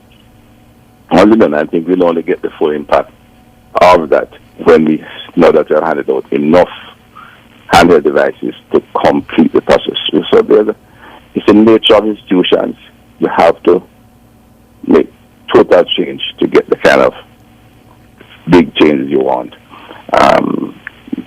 immediately. So that leads us to what we're doing in the short term. The thing in the short term where we're adding officers, training, etc. Legislative programs. And what the thing that gives the quickest response, establish another jurisdiction in the matter of which is strong legislative matters. But despite our homicide rate, which we inherited at over 400,000, is ambiguity about use of state of public emergency. The law enforcement issue it's not a law enforcement law. It is designed to provide security forces with tools to save lives, reduce violence quickly, and save lives. And on that, in the short term, and that's an area, of course, there tend to be ambiguity by opinion leaders.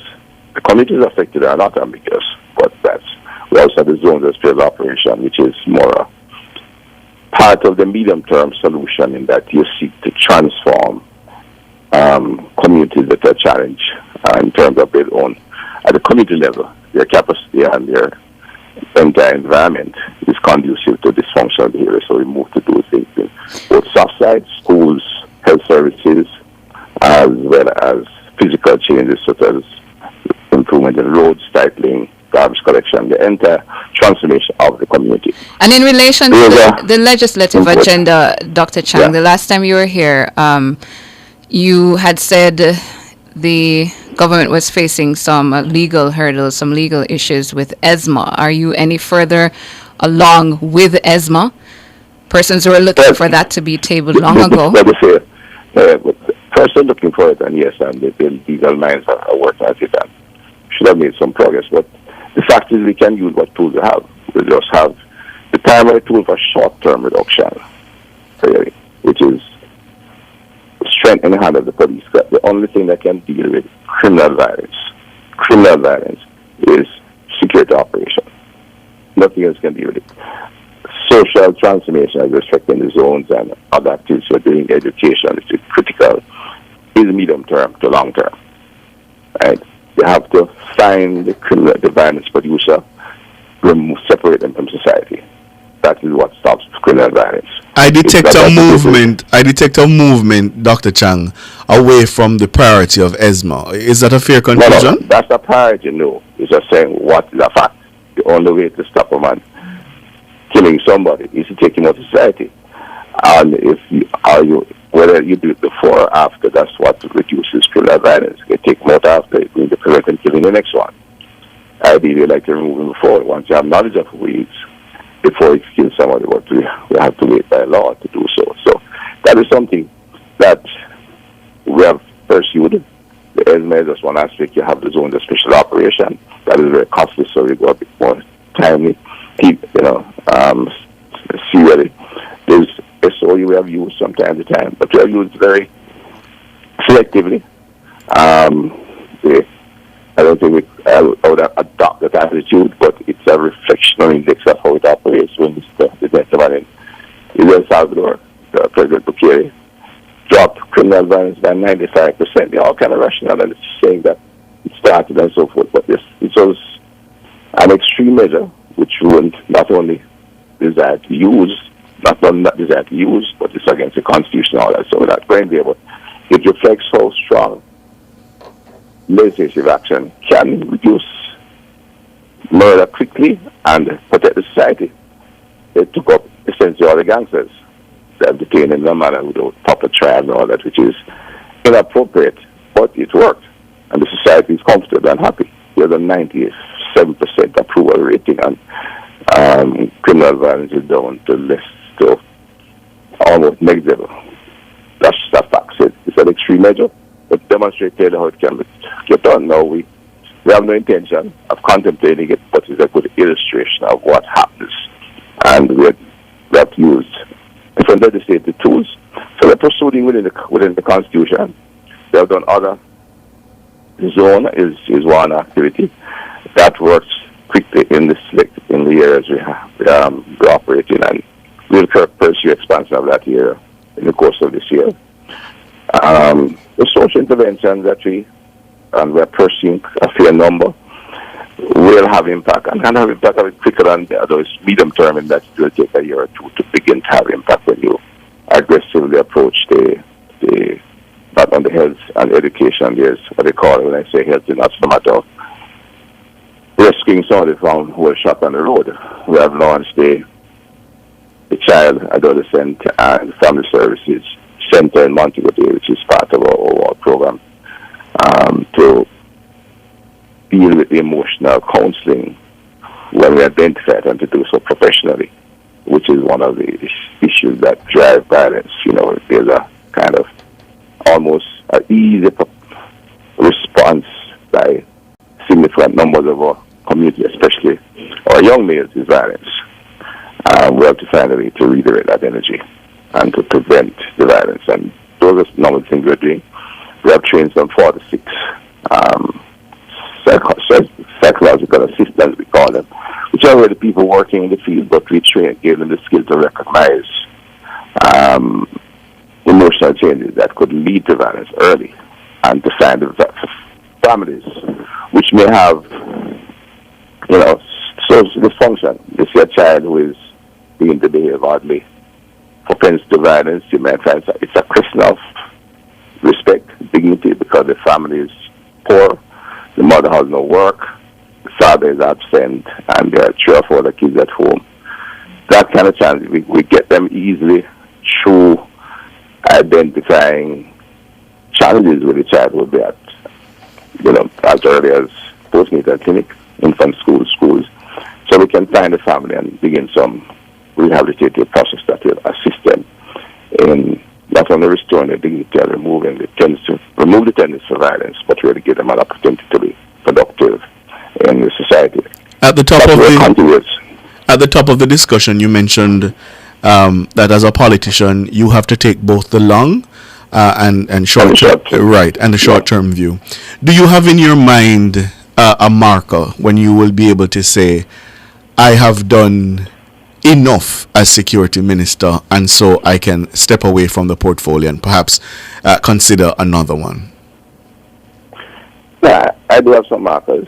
I think the Prime Minister has some markers, which is a chance on. I won't go into them publicly, but we have markers. I said in terms of the investment, we a number of things we are seeking to do. As I said, we have things like we have just completed the process for investment. Some big items, the regional headquarters in Westmoreland and Spanish Town, which will, we have targets where we want to provide a level of mobility for the police force. We are near there. We're going that direction. We have completed traffic ticketing system. We expect dramatic fall there. We have come and the process of the whole connectivity across the police stations. Recent work done by other jurisdictions have indicated that full digitization of the police force operations for administrative and management purposes can give you up to a 30% improvement in efficiency, which is big. We are not quite complete that process yet. So there are a number of things like to do in terms of numbers in the police. We are just about their establishment, just over 14,000. Now what we have to do is to look at the deployment and the training to bring the young members up to scratch faster. Because while they're police officers, they are very specialized here that you have to man for and general police records, high performance detective training, etc. So we need more of those people out there. And we are near but not quite there yet. And the government committed to take the police force to that level. We still would like to see some better numbers, and the rate of return could be faster, but we know we like the full rate of return till we have the full completion of certain things. Legislatively too, there's still a number of pieces here beside as well. We are looking at in the security area. There's of course border security, which is an entirely different approach, but it is law enforcement to ensure we can reduce the amount of guns coming in. We're doing work there to ensure the immigration in consultation with customs will have effective border control, and the Coast Guard and the Marine Division of the police will work logistically to ensure the other ports, the non-legal ports are covered. So those are all things we are moving on aggressively, and we're making progress, significant progress. We Almost invested heavily, but there's more to be done. Taking the police, in fact, and the army from where it was to where it is today and to where it should be is huge sums of money. We're out of time, Dr. Chang. Costs we can't afford not to spend. Out of time, and I want to ask you this final one. All of those things considered, now at the end of the year, how would you grade the performance of your ministry? The ministry has done well. As I said, the numbers are not what it should be, but in terms of taking issues forward, and I've given you a long list of things, not all is not exhausted by any means, and the areas of all the areas we cover. The staff has worked hard. We had a transition of permanent secretaries early on, and a few senior officers, but they have settled in very well and are moving at a quick pace to get the job done, to provide the security forces the support and tools they need to succeed. Yes, and I'm having ongoing discussions with the security forces, the police in particular, but the army as well, as to how we can, as I said, increase the rate of return and investment, because the country is looking for that. No, and not tomorrow. Have to leave it. Staff in the Ministry of National Security, which provides the supportive work. They're working hard, and they did well during the course of 2023. have to leave it there. Dr. Horace Chang is the country's Minister of National Security and the Deputy Prime Minister. Thank you so much for your time, Dr. Chang. Thank you.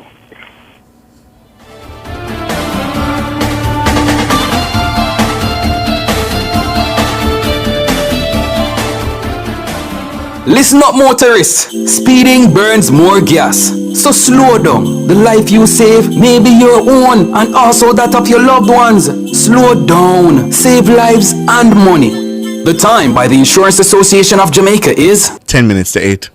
At Hawkeye, our mission is to deliver cutting-edge security solutions to help you keep track of the things you value most. The temperature by Hawkeye is 25 degrees Celsius in Kingston, 24 out west in Montego Bay. I earn hugs and rewards. I earn smiles and rewards. Whatever you get from giving your gifts this holiday season is made even better when you use your Sagicor Bank credit card, because you'll earn rewards on every dollar you spend. I earn. Dad, you're the best!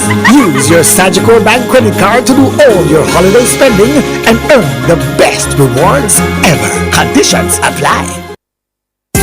Avoid walking alone and walk in well-lit areas. If you believe you are being followed, proceed to a crowded area. Stay vigilant and if possible, go to the nearest police station. This Christmas safety tip is brought to you by the Ministry of National Security.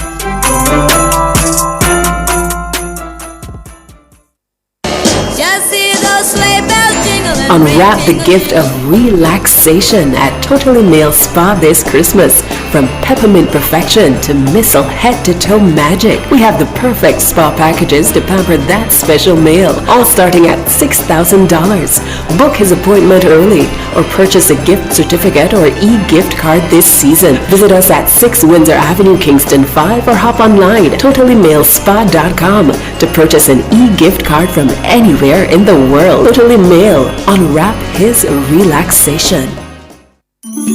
ABC Electrical takes this opportunity to wish good health and prosperity to all their valued customers and contractors for their business. They send a hearty thank you and gratitude for the support and look forward to serving you even better in the coming year. ABC, a better choice in the electrical business. This Christmas, give your family the gift of relaxation with the Singer Family Getaway. Shop from November 23 to December 31 and spend $20,000 before GCT to get a chance to win your family a 4-day, 3-night stay at a luxurious, all-inclusive hotel. Get the best brands of appliances and electronics plus the best quality furniture and make it the best Christmas ever with Singer. $650,000 in prizes to be won. So shop now for more chances to win. Conditions apply. See the website for details. Authorized under Section 58.3 of the Betting, Gaming, and Lotteries Act.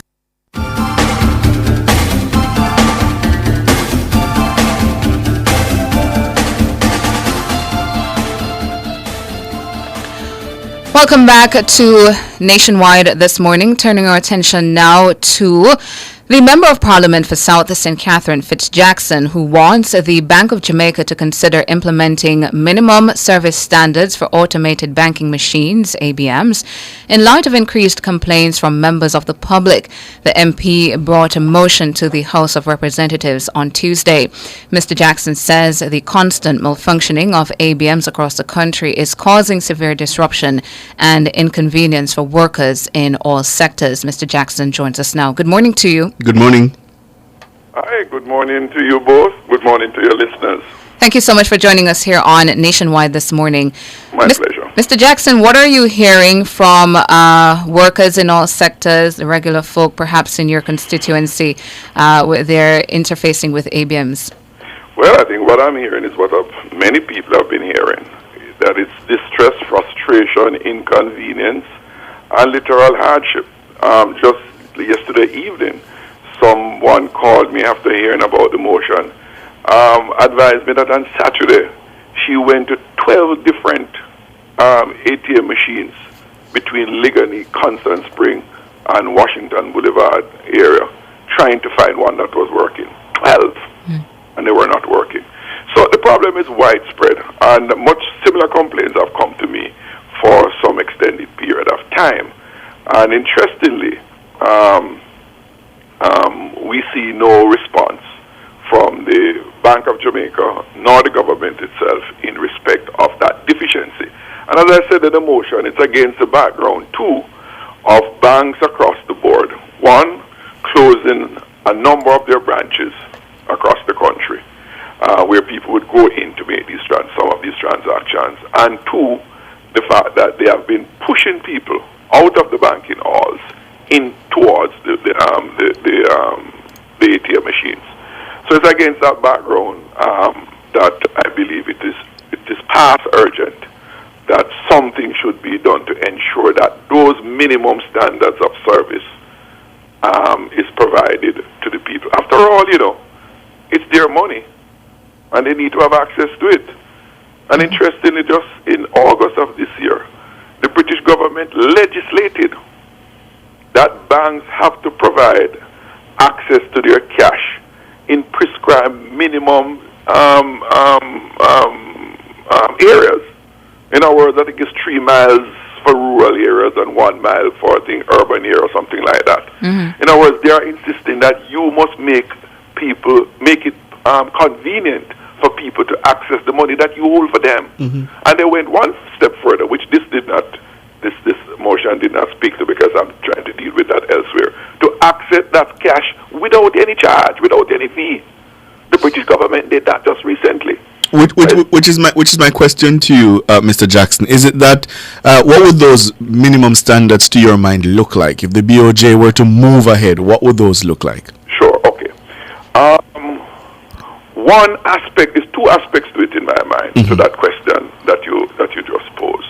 One, and that's why I put it to the BOJ for discussion, so we can explore the possibilities. Okay. To look at if a bank sets up a branch in this area, then they would have conveyed to the person that you can come here for a service, including accessing your cash. If the bank should leave that area, closing that branch, it has to maintain access at that point, because that's the premise on which person A or persons A would have gone to that branch to open up an account. So you have to leave some residual access provision for the customers in that particular area. So, and then we could look at, based on your customer base, what is the minimum number of access points that you ought to have that would be deemed adequate. What that would be, I can't say yet, but I believe that's something that we ought to explore. Now, in respect to the existing ATM machines, which is one of the most frustrating things for most Jamaicans now, if you have, in a similar way, if you have an ATM at point A, say at your studio for argument's sake, people are going to expect that when they come there, they can get the service. If the machine goes down, and machines may go down, right? It's mechanical, it's technological. If it fails, you must be mandated to make an announcement, and it can be done. The technology is there. SMS could say that our machine at such a location is out, and we are, regularly we are seeking to repair it and get it back quickly. As soon as it's back and up, you will be so advised. I think JPS does that when there's a power outage. Yes. I get a text on my phone all the time to tell me that there's an outage in this area, what is being done. So you want more responsive service delivery from the banks. Indeed. And what is most distressing about it, is the callousness of these banks in providing service. Just take what you get kind of mentality. We fix it when we fix it. And keep quiet. It's good. And when I see these fancy ads on the television about how much they're there for you, it turns my stomach. Because a bit of hypocrisy in that. There's not real concern for service. When you can do these things, inexpensive, but it would make life more pleasant, bearable, tolerable, and more efficient. You imagine how many times people, I've been to the ATM machine, you're standing in a line, 3, 4 persons, 5 persons ahead of you. Some of them will go in, find out the machine not working, just disappointed or what, just walk away. The next person go back and go through the same exercise. So personally, make it a duty. If I go into a machine and it's not working, I announce it to everybody else outside. It's not working. So they don't sit there and wait. be avoided. You know, put a little alert, something come up on the screen. I think some of them may have that, but it's not universal. And this is where the Bank of Jamaica comes in. As the regulator, the BOJ, in my mind, has abdicated any obligation or responsibility to providing service to the banking public. It doesn't mandate, given its regulatory authority, in the absence of any other institution of the state. And this is where the Ministry of Finance and the Minister of the government is complicit, because it ought to use either its influence or its authority to ensure that these things happen. Which brings me to the question of the fact that the banks make donations to political parties. And so you all as politicians may want to deal with them with kids' gloves in terms of how you mandate. You mentioned Britain, for example, and they're legislating the minimum standards. Isn't that part of the problem as well? You know, I'm glad you asked that question. I have run in 7 general elections so far. And yes, I've gotten contributions from companies and in private individuals towards my campaign. I don't ask a campaign contribution from anybody and everybody. Anybody who I accept contribution from are people who I'm not afraid to tell them that you're wrong. And if you're going to cause things from your contribution, you can instruct me what to do, right? Don't give it to me. And if you have given it to me and believe that I owe you one to do what is not proper and right, I will give it back to you. If I don't have it in my pocket, I'll go beg my friends or others and give it back to you. We must not be up for sale by way of political contribution. So I'm saying that to say, yes, they give contribution, and that is fine because you need it for political campaigning and running. But that cannot and ought not to be a basis on which any political party or any government formed from an election to feel that you're obligated to that entity, because then they would have bought you. We're out of time, but I want to ask you, the Prime Minister responded to you regarding the proposed or pending boundary changes in Portmore. Were you any more comfortable based on his utterances? You know, I was very disappointed. If you look back at the tape of what I said and the Prime Minister's response, I think you would be ashamed as a Jamaican. Why? Why? I made a point as to what has been done. He has not refuted that or spoken to that. He deflected by saying, oh, it's because of votes you want. Is he wrong? He's dead wrong. But there's something more profound, which is the point I was trying to make. It's a destruction of our democratic process. That's why gerrymandering is not embraced. The point I made is that if you do what you're doing, this is the result. You're going to leave. You note in my presentation, I never spoke about the merit or demerit of having a 15 parish. That's a separate issue. But what they sought to do is to establish a boundary in a corrupt way. And he did not say what Minister Warmington said was not true. So don't take my word for it either. Listen to what Minister Warmington said, his cabinet colleague. And I took it as speaking on behalf of the cabinet. Ask the Prime Minister to respond to that. Who is setting the boundary? Is it the EOJ or is the government? When that question is answered, right, then we can have a further conversation. We cannot cross. We can't go forward until we settle that point, because that is a matter of fact. I refer to a document provided by his government. I didn't make it up. I didn't give an opinion. I only point out the consequence of that action. I only pointed out the process which was being employed and is being employed. And I said elsewhere, and I repeat it here, if they proceed and cause what happened to happen, they will meet me in court. We have to leave it there. MP for South St. Catherine, Fitz Jackson, thank you so much as always for your time. Really appreciate it. My pleasure, and all the best to you. And while I'm here, I wish you and your listeners all the very best for the Christmas and holiday seasons. Thank you so much. We appreciate it. Be safe. The same to you, sir. All the best. All right. Up next, across Jamaica.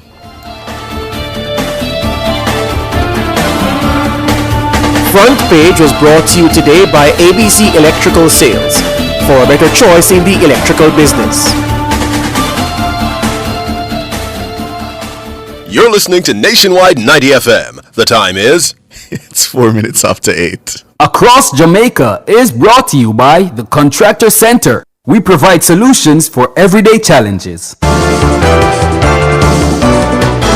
From the mountainside to seaside, countryside to townside, inside and outside, it's Across Jamaica this morning.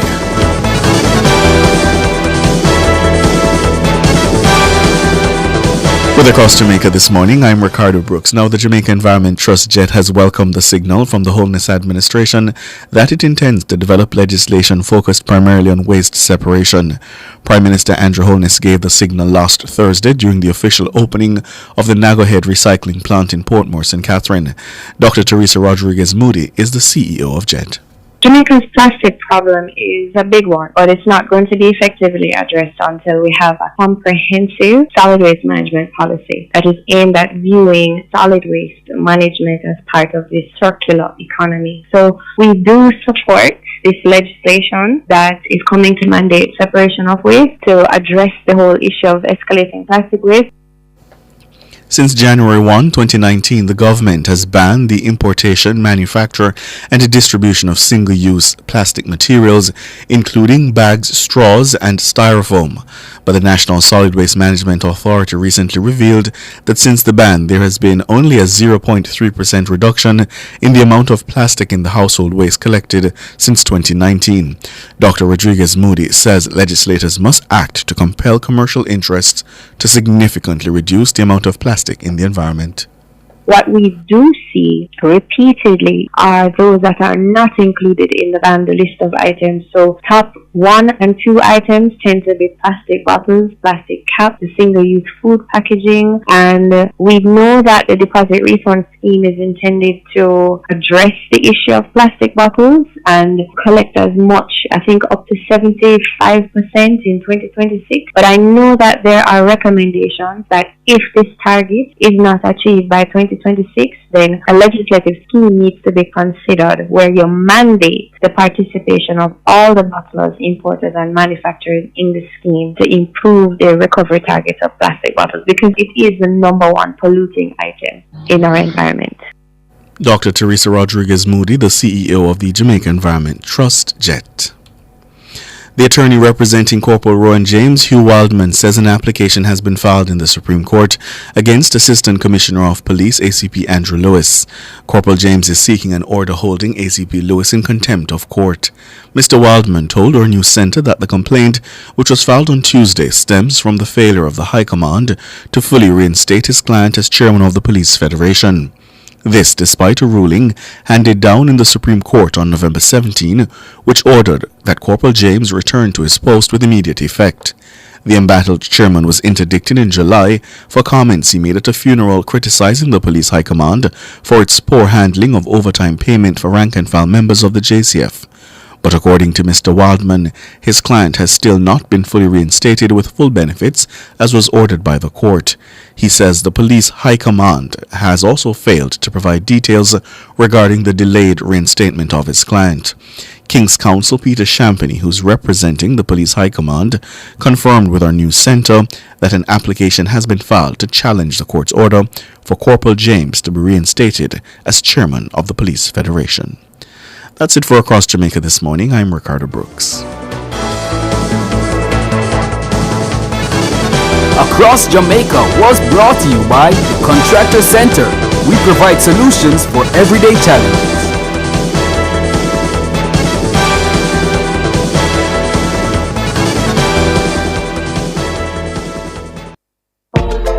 Harold, do you have a minute? I need your help with something. What that no? I'm filling out this form from the company's office and there's a section about beneficial ownership, but I don't even know what that means. Well, a beneficial owner is anybody that owns or controls a company. That could be anyone, a shareholder, director, or manager of the company. The company's office also needs to know the identity of all these people, including their occupation, nationality, date of birth, current address, and a copy of their ID. Okay, I think I understand now. One more thing. Remember, company's office needs this information when you're starting a company, filing annual returns, or making changes to the beneficial owners. They're also going to need you to maintain a record of these persons. For more information, visit orcjamaica.com and bohubjamaica.com.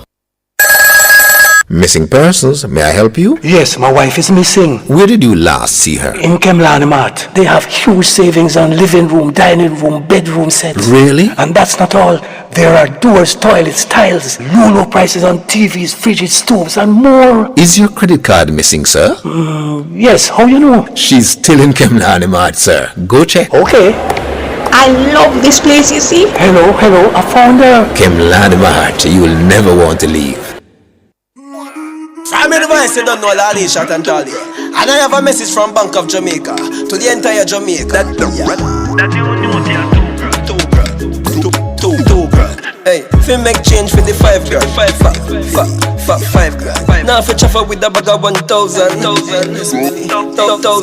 just use the brand new 2 grand. Bank of Jamaica, if you tell you this, the new notes, don't stress them, wash or bleach them. Don't iron or exposed to each friend. Don't ripen or experiment. Don't crease and don't crush them. Don't bore them, just store them. You know them, you know them. Hey, from the advice you don't know Lali Shot and Tali. And that was a message from Bank of Jamaica. BOJ, them deaf, them better listen to this. Hey, I didn't you know them. Hey, I didn't you know them. 50, 100, and 5, 1,000. Polymer notes, and the 5 grand. I didn't you know them, bang. Hey, I didn't you know them, yeah. Fit Nation is brought to you by Express Fitness 24/7. Your goal is our mission.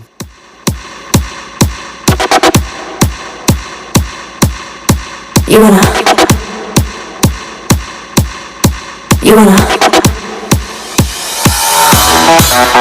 hot body? You wanna Bugatti? You wanna Maserati? You better work. You wanna Lamborghini? Sip martinis, look hot in a bikini. You better work. You wanna live fancy, live in a big mansion, party in France. You better work. You better work. You better work. You better work. Now get to work.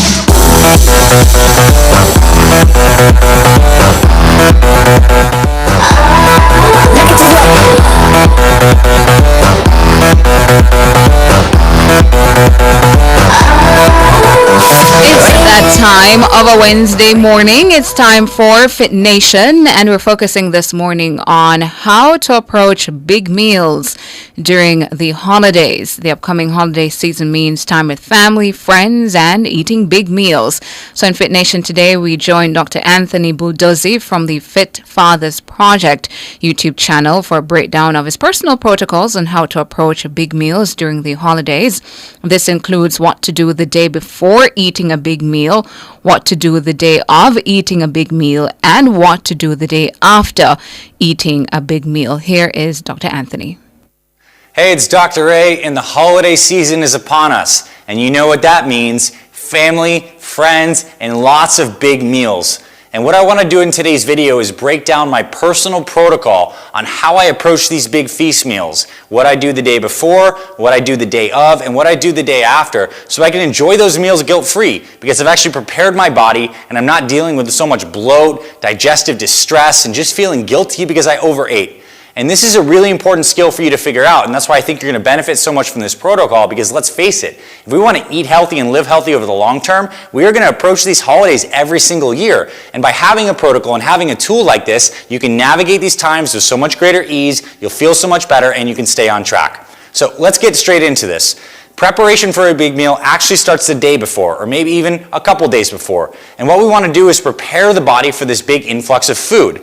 And when we have a big meal and we're eating lots of extra carbohydrates and oftentimes a lot more salt, what happens afterwards is we actually retain a lot of water. When we blow up after a big meal, it's not like we've gained a lot of fat, we are retaining a lot of water. So the day before and the couple days before, what we could actually do is first off, increase our water intake and start drinking a lot more water, because that primes the body to actually be peeing out more water. The more water we drink, the more water our kidneys filter, and the more we pee. So if we do this a couple days into the big meal, it means we're going to gain less water weight and we'll be ready to pee out a lot of that extra fluid that we get from a big meal. So what I specifically recommend is that you actually take your body weight in pounds, so let's say 200 pounds, divide that by 2, and that's the number of ounces you should be drinking. And for most people, this is roughly around a gallon, but you can even drink more than that. And so that's good a couple days leading in. I said one day before, but you can do this 2 or 3 days before if you really want to plan. And again, that's going to prime your body to not retain as much water because you're going to be peeing out a lot more.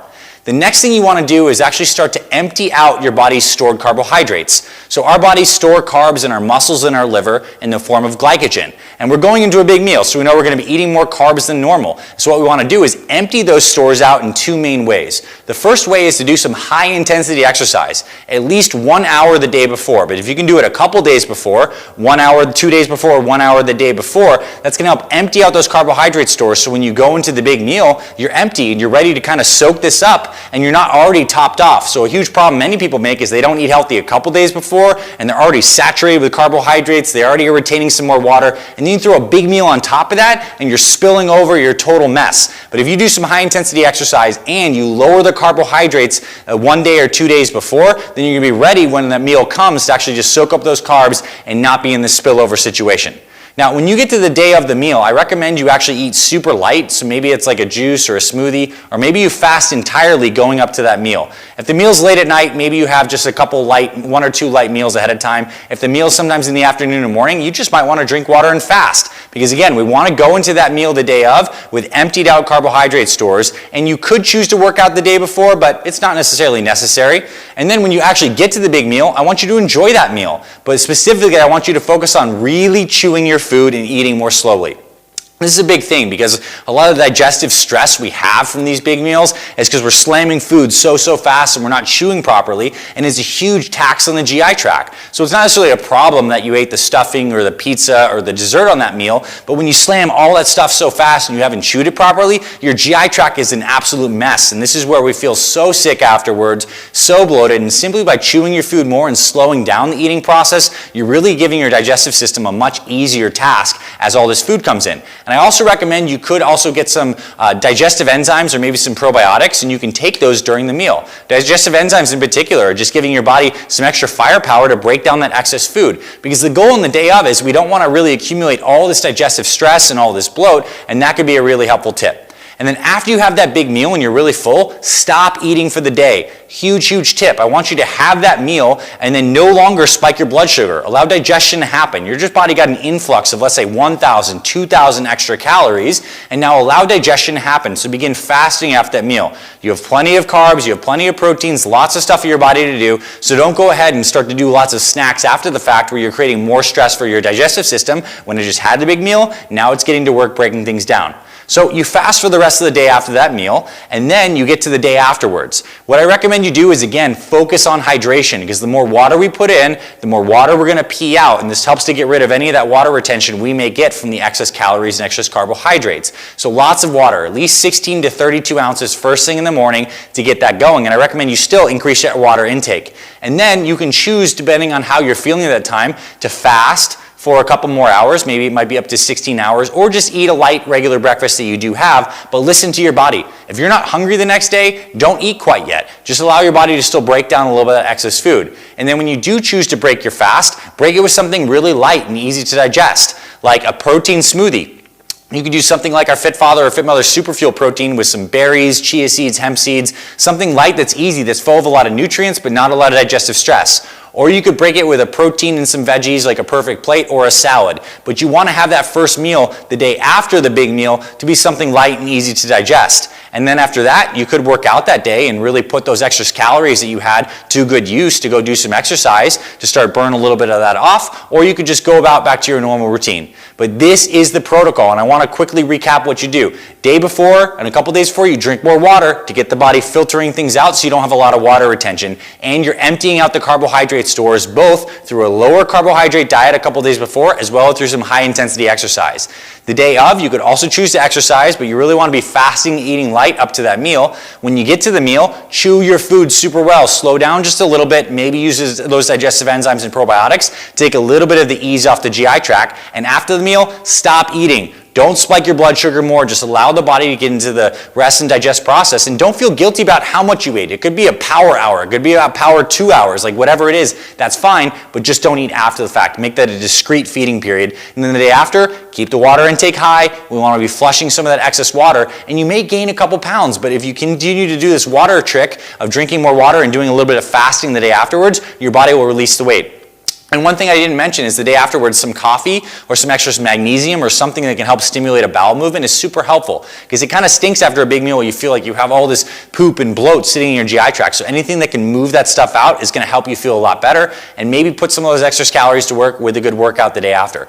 This is the protocol. Just it takes a little bit of pre-thinking, a little bit of pre-planning, but you do this, you're going to feel so much better. And if you do this consistently, now you have a tool and ability to navigate all these big meals. You can apply this to any kind of free meal or cheat meal. You can apply this to any kind of holiday you have, and you can do this for the rest of your life. So I hope you found this valuable, my friend. I recommend you do this. And if you need help with your just baseline nutrition, like what to eat on the normal days, then I recommend you do scroll below and get our free meal plans for fit fathers and fit mothers. And if you need a great workout, it doesn't take a lot of time, maybe just like 30 minutes, then we have workouts linked in the description as well, where a pair of dumbbells or kettlebells, you can do an amazing 24 to 30 minute workout. It's going to empty out those carb stores, get you primed in a really efficient way. Hope you found this valuable. God bless you. I hope you have a very happy holiday and enjoy some great food in the smart, intelligent way.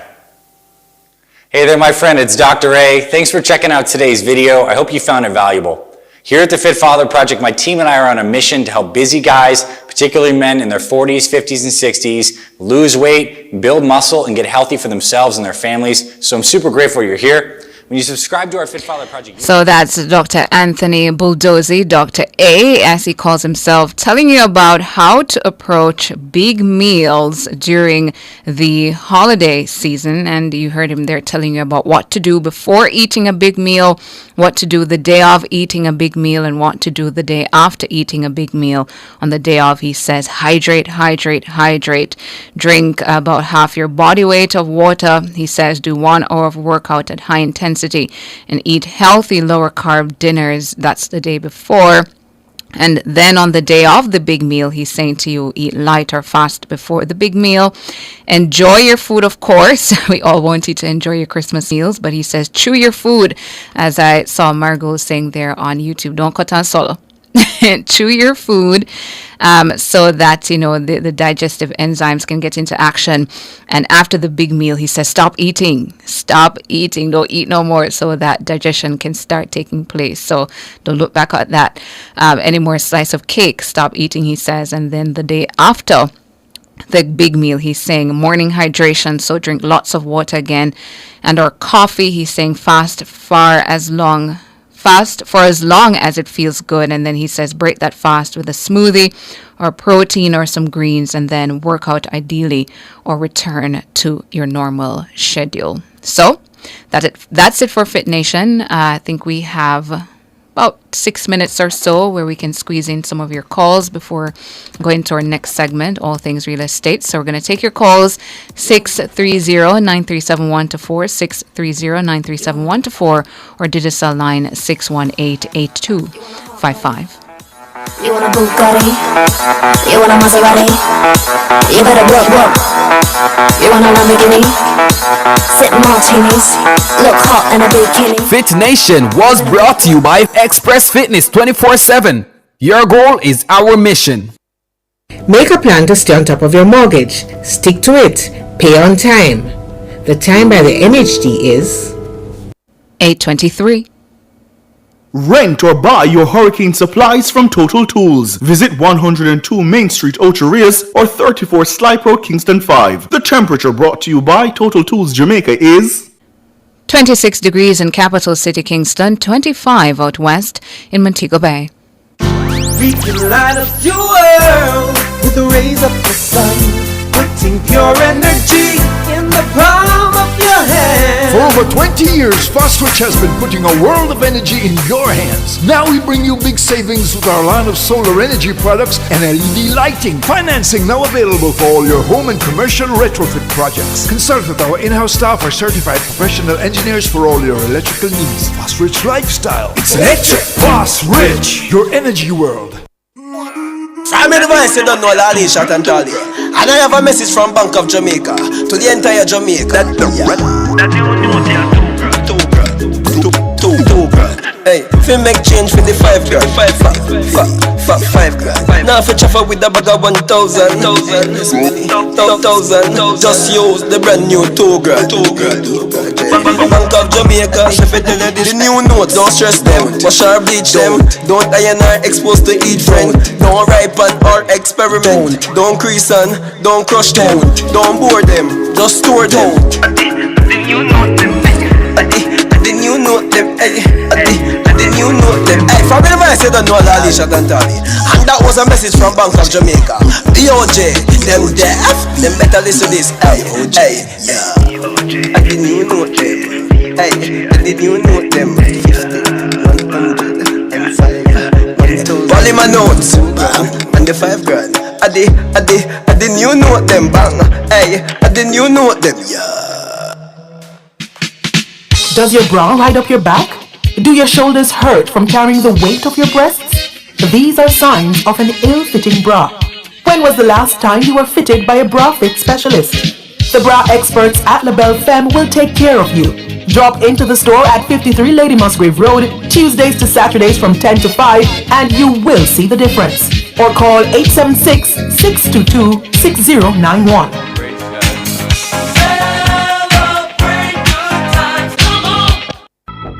Yo, catch the man on him new car. Come in, my Jenna, make with the road. Yo, bro, stop the foolishness. We no need for your drive so fast. Easy no youth, you see the man a big driver. Road burn up here now. Yo, bro, stop the car and make me come out. You need to drive better.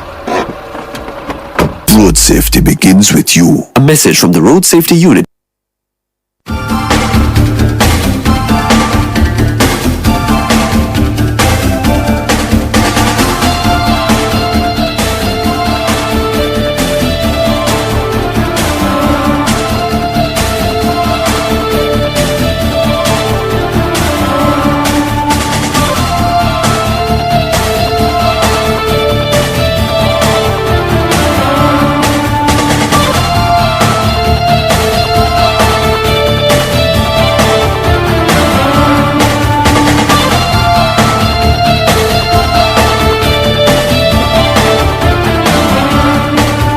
Welcome back to Nationwide this morning. Taking your calls 630-9371-4 and 618-8255.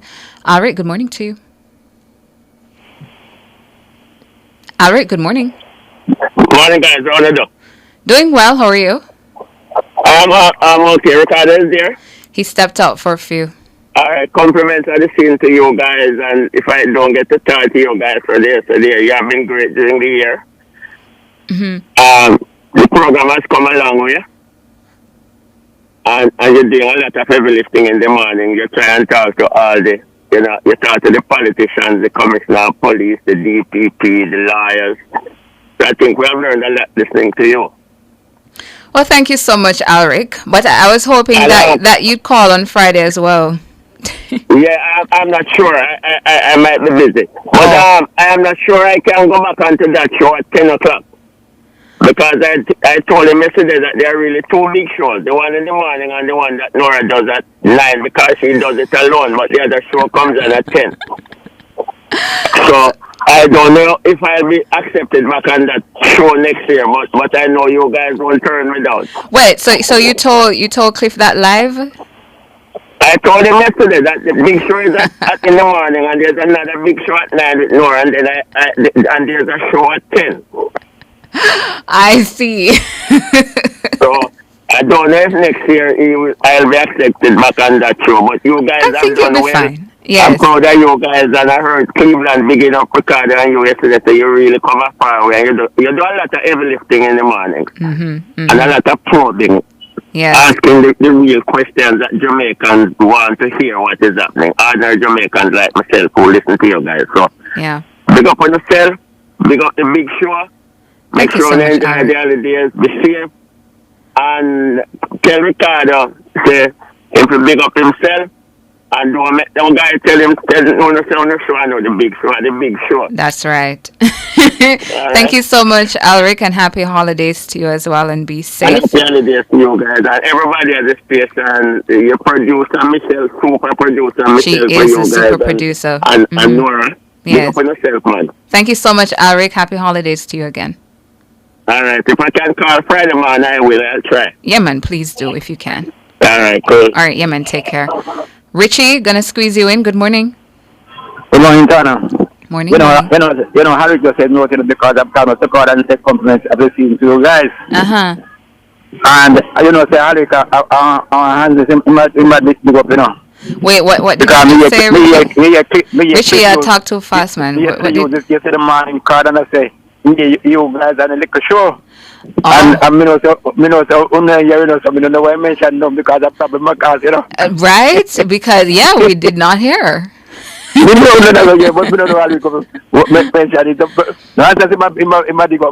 he was accurate in his statement anyway. Yeah, for sure. But I just got to really wish you guys, all the best for the Christmas season, especially. But you know what I miss, Dotana? Yes. Missing up to about almost 2 weeks. Because we're not going like Friday, we're not going to get back till about a week after next week, Monday. What, the show? The station overall. Where are you? I'm in Jamaica. No, man. Which parish? Which community? Because you said the station. Didn't you just say the station is not working where you are? That's what you're saying? No, man. No, I'm working. No, man. I always get good service. But I'm saying, when you guys go up on Friday morning, won't be hearing you until about a week after next Monday again. Oh, yeah. Mm-hmm. But we're mixing the door. We'll be back on January 2. January 2, that's a week after next week when? Whatever. Mm-hmm. Yes. We should have missing. That's it. That's my problem, you know, because I'm not seeing no other radio station for me to listen. Oh, dear. You know something? Mm-hmm. One of my brothers. But you can tune in if you want to tune into the rebroadcast programs that we'll set up. We're arranging some of the highlights from our shows for the year that we'll play throughout that break. So me know that you won't be left dry, but there won't be any live programming. Yes. It's like for me, that's what I love. Me on live, we're communicating. Yes, I understand. But whatever it is, I always tell people, whatever state of life you find yourself, accept it. Yes. So at this way, we have to take on until we come back. And we need a little break, not true? We know. And a little break, no break, but a little break I'll get. So, yes, to be with our families, right? You guys did extremely well for a year, though. Yes. Thank you so much, Richie. We really appreciate it. Come let me record and I say you win the next award. What some time ago? I was one of the first ones. No, man. I was nominated in a category, but congratulations to my colleague Kalila, who used to host this program as well. She now has her own show, her own company. She took the award for that category. Was also in public opinion. Myself and her company, we were the nominees. So she walked away with the award for that category. So, okay to you, Carl. Congratulations again. But for you to be nominated, that's a plus, you know. Yeah, man. Of course, absolutely. Yes. That's a plus. But Donna, you know, say it's Kalila. Set it appears for your program quality big show, you know that though. Well, I think it's Kalila who started saying it, as a matter of fact. Yes. I don't think I tell you. Yes. She started saying the big show. We had to take on the baton and carry on with it. Definitely. Yes. So the big up is about that best for the Christmas season. So he too much on, yeah? Yeah, I'm gonna take on what Dr. Anthony said in Fit Nation. When I eat, and then once I've stopped eating on the day, that's it. Don't go back and cut no more slice of cake until the next day. Next thing, I'll can invite me in Mandeville one day, you know, so as quick as all day, I'm going to spend a day with them in Mandeville, you know. That's wonderful. Yes, ma'am. But I would love to know your price. I don't know your price, but up to last you can go Mandeville now. Oh, you should make Alric take your man. We're right next door. No, I was inviting me down there for one day, so as quick as the lady and drove home, I go down there. But I go Mandeville last week. Okay. I go down there with 2 foreigners. I was spend a day down there. Well, I hope you make it to St. Elizabeth. We have a lot to offer. Yeah, man, I don't know St. well, but I know Mandeville. But I was spend like one day with Alric as quick as the holiday season does, man. That's great. So, Tana, big up yourself again, and Ricardo as well, yeah? Yeah, man. Thank you so much, Richie, for calling, and happy holidays to you as well. All right, bye-bye. 8:34, gonna take all things real estate after the break.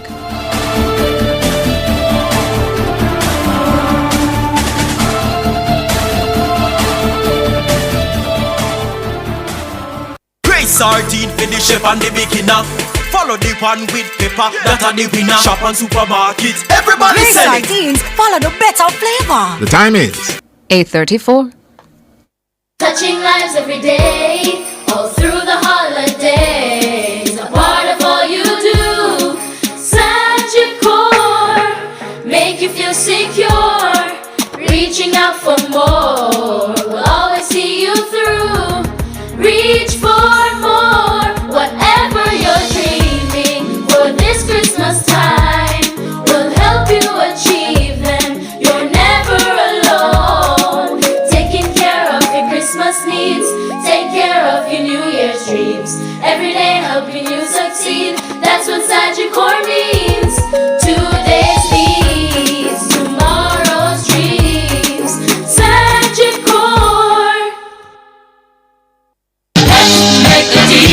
Yes, Kemlani Mart is making deals. Really? Deals like what? On scratch, dented, new furniture and appliances. Oh, that's great. And that's not all. Kemlani Mart has tiles, toilets, doors at crazy low prices. So I can make a deal on a sofa set? Of course, and dining room sets, outdoor furniture, ACs and more. No reasonable offer will be refused. Only at Kemlani Mart, Manor Center and 77 King Street. I love this place, you see. When you speak, we listen. We listen to all your stories About how your business was started. and every step along the journey to make it applicable to the problems you solve every day. We've also listened to your cries for help. The narrative surrounding limited cash flow. Extended payment terms for buyers who just can't meet your 30-day credit term this month. Next month, And the month after that, we are here to help. we have created Exim Express receivables financing so that your most important jobs get done. With a turnaround time of 7 days and up to 75% of your receivables covered with no collateral or financials needed, you know you're in good hands. Exim Bank. By helping businesses, we save lives and livelihood. All Things Real Estate is brought to you by the Real Estate Training Institute, where knowledge meets success.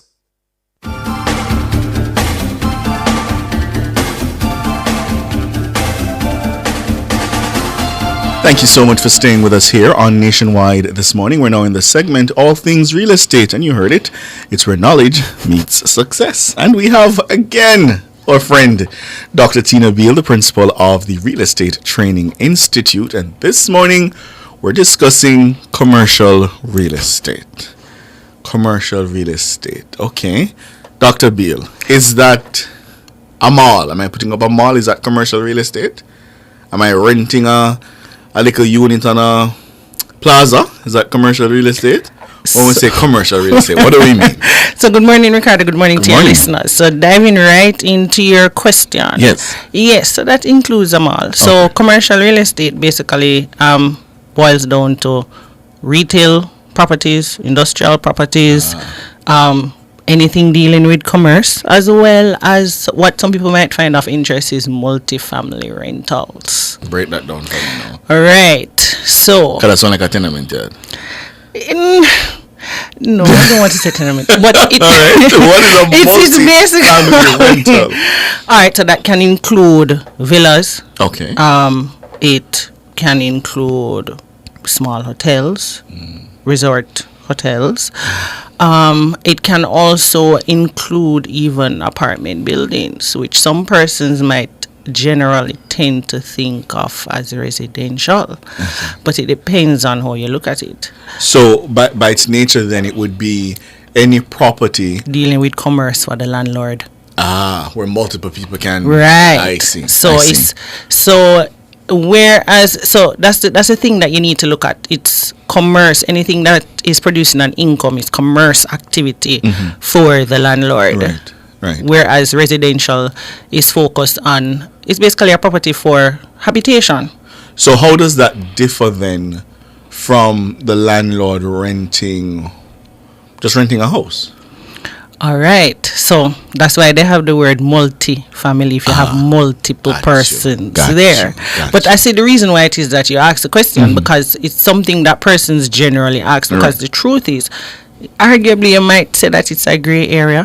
However, as it is that we see more what we would typically want to refer to as residential properties or properties that's in a townhouse complex or an apartment complex being used for income generation by a landlord or by an owner or its owner, then that is going to be more delineated or more clearly delineated, I should say. Got you. So apparently now, my understanding is that there are classes of commercial real estate? So there are classes. So I mean, for commercial activity, if you are going into the business of setting up a shop or you're into some commerce business, you want to be ideally in a class A building. Because class A is like the creme de la creme. So it's a property that looks pretty and nice. Fancy. It's a property that's in a nice location, modern. It's a property with good infrastructure. But for investors, they generally tend to go for class B, because class B, they're a bit cheaper price-wise, and you can restore them and make them look modern and chic like the class A buildings. So if you're purchasing, most investors generally tend to go for class B, even though it's not as pristine as the class A. Question for you. Because it's more affordable. Who designates the classes? That's a very, very good question, So the truth Or is it that I just know that if it's in Cherry Gardens, then it's automatically class A? It doesn't necessarily mean that because it is particularly in Cherry Gardens what makes it classy. It depends on what is the purpose and use of that you would like to put the building to. So, for example, if you want industrial building, you're not going to go to Cherry Gardens and look for it. What is going to determine ultimately what is the ideal, what is a not so ideal, or what is something that would be in a poor state, or a poorer state, which is class C, is the functionality to which the building will be put. And how it is that then interacts with and relates to the location of the building, the amenities that's afforded or associated with the building, the variety, what use can the building be put to. Because, for instance, something like a hospital has to meet certain specifications. It has to be designed a particular way. So if you now go and purchase a building which was used as a hospital, and you want it to turn into a plaza. A hospital and a plaza are two different things. You're going to have to do a lot of work in order to transform that hospital or that building to meet your needs. So it's basically you're looking at the functionality. So the what are the economic benefits of using the property? Will it meet your needs functionally and the needs of the persons who you want to attract to your building or will be coming there to engage in commerce activity? If it is that the state of repairs itself, how much restoration it is that you would actually need to do in order to bring it or to convert it to what is the intended use. Okay, so class A, class B, class C. Those are three classes. Okay.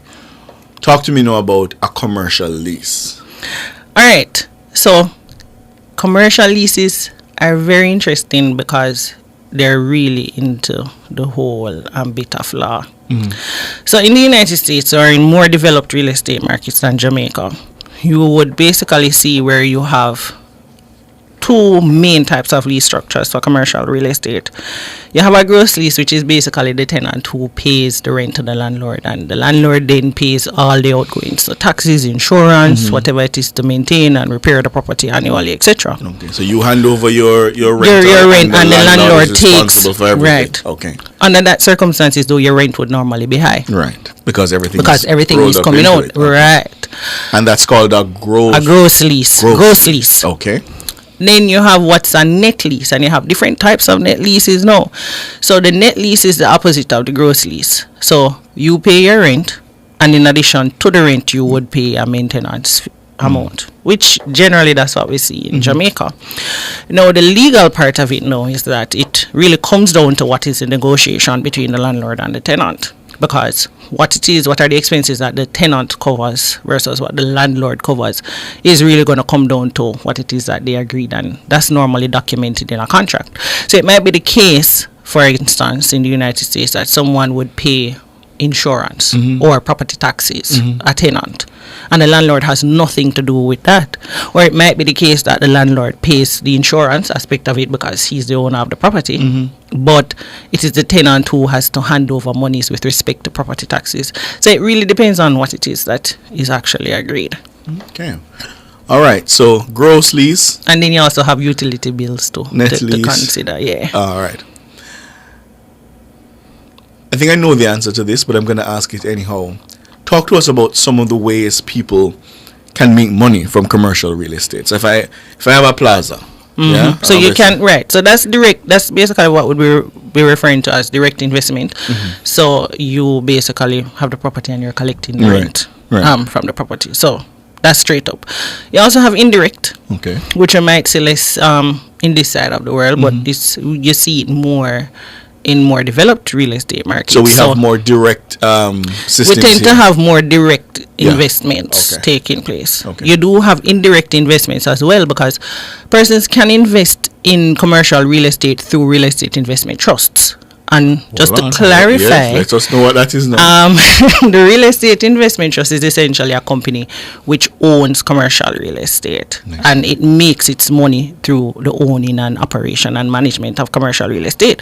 So really what you want to look at if you're an investor in REITs is the profitability of the REITs. Now, overseas there are tax benefits that can be obtained by basically investing in REITs, and you in turn, because these are market securities, so it's really going through a stock market. So you can have publicly traded REITs. You can also have privately listed REITs as well. And then persons oftentimes tend to, if you are a large-scale investor, whether it's from a corporation or an individual, they tend to like to go into REITs, again, overseas, because there are tax benefits from it. In addition to that, too, it tends to, in some instances, acts as a hedge against inflation. So you're basically riding the waves of you ensuring the value of your dollar. Okay, all right. Are there any, obviously there are pros, are there any cons to commercial real estate? Commercial real estate requires a high amount of startup, especially when you compare it to residential. There's also a legislative, not actually legislative, there's the whole, it falls right within the ambit of legalese. So it really comes down, it's dense legally. It comes down to the type of contractual arrangement, and so that can take time. Of course, sometimes these contractual arrangements might not necessarily be based on what's market-driven indicators, but if you are an investor, then you are going to try to go into a contract, and it's logical to go into a contract in which you are benefiting. You're benefiting from that contract. So the benefits that you get might not necessarily be aligned with what is going on in the market, but it's aligned more to your specific intrinsic needs, whether you're a company or an individual. And it's more linked to what we had discussed last week in terms of investment value, worth to the investor, not necessarily something that's driven by market. Right. Do you find that there's a lot of investment in commercial real estate in Jamaica? Yes. Well, it is something that is growing significantly. And it is something, too, that in turn makes the process of how real estate transacting takes place more complex, more interesting, it's something that persons can learn from, especially from a basic point of view of communicating, how to negotiate, how to put one's position forward, separate and apart from the technical competencies of real estate. Right. If I'm a developer and I want to get involved in commercial real estate, I have more money, let's say I come into a windfall, or Damien lend me a 200 million or 300 million. and I'm going to invest in commercial real estate, do I need any kind of licensing, or I just go ahead and do my thing? Of course, you need to be registered as a developer with the real estate board, first of all. And whatever it is that you're going to be doing, if you're constructing, you need to ensure that before you come to the real estate board, that your plans have been approved by the parish council, well, the municipal corporation, sorry. Right. Okay. And by the local authority. And that license or registration with the real estate board is every year, every 6 months? So it's renewed annually. So and for the duration of the development as well. So yeah. And so if I'm renting or buying from a developer, you can then go to our website to check to ensure that this developer is registered with the board and that the development in particular that you are purchasing a unit has been approved.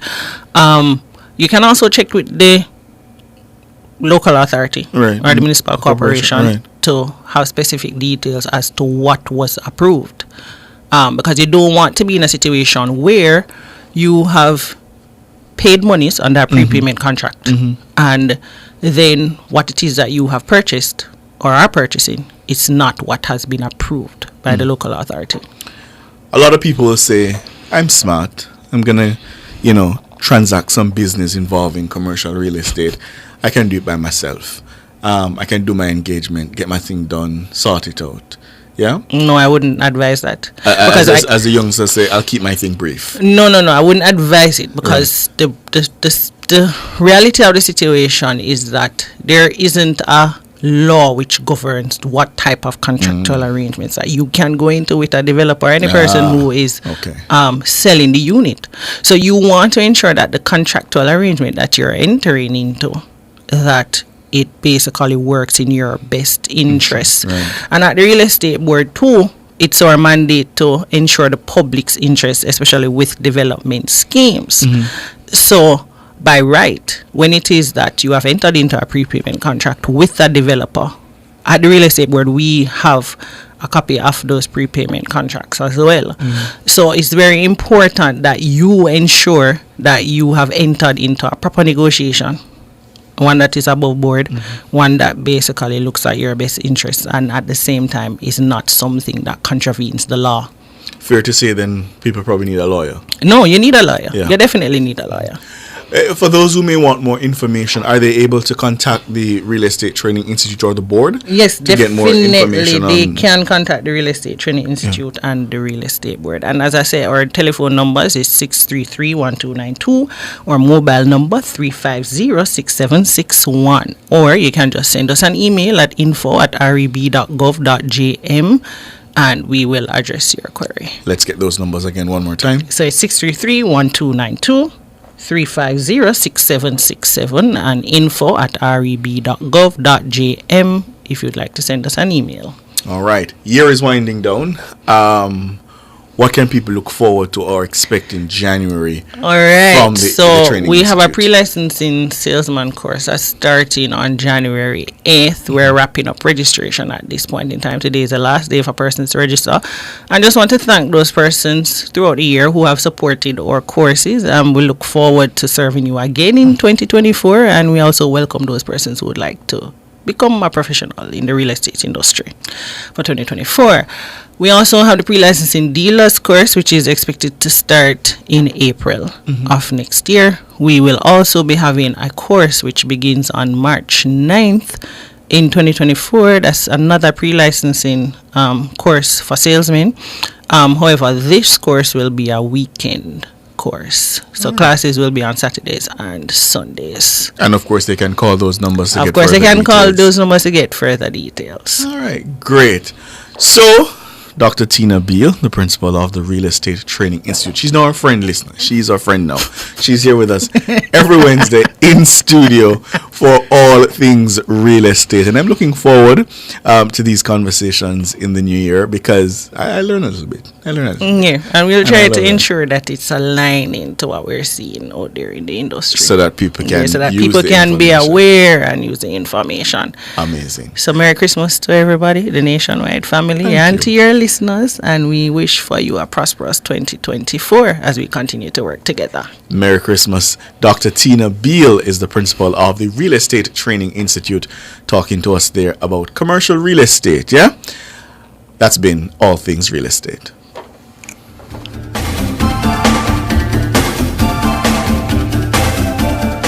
Things Real Estate was brought to you by the Real Estate Training Institute, where knowledge meets success. Every family is counting on financial stability. Every entrepreneur is counting on the power to grow. Every dreamer is counting on a plan to succeed. And in every success story, it's the first step that counts. GK Mutual Funds, with investments in local and international markets, helps you build your own wealth. It's the perfect start to your financial journey. Visit gk-capital.com for more. GK Mutual Funds, powered by GK Capital and Unit Trust Corporation.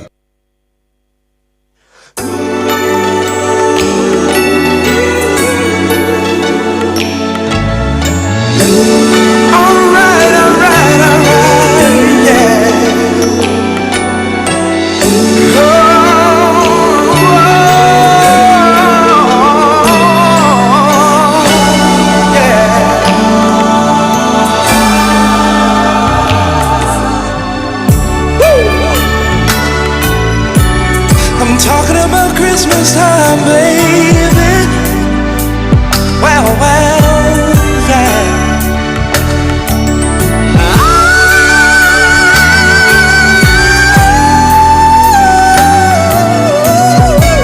Let them ring, let them ring, let them ring.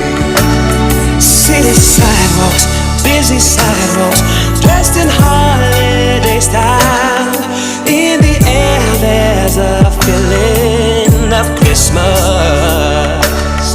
Children laughing, people passing, needy smile after smile, and on every street corner you hear silver bells, silver bells, silver bells, silver bells. It's Christmas time in the city. It's that time of the morning when we tell some very special people happy birthday. First up on the birthday list, DSP Rutherford Gordon over there in Hanover and St. James, Lisa Leslie Koval at Rada Trelawney, Genevieve Campbell Clark, the phone card lady at Water Square in Falmouth. Good morning to you, Mrs. Campbell Clark, and happy birthday to you.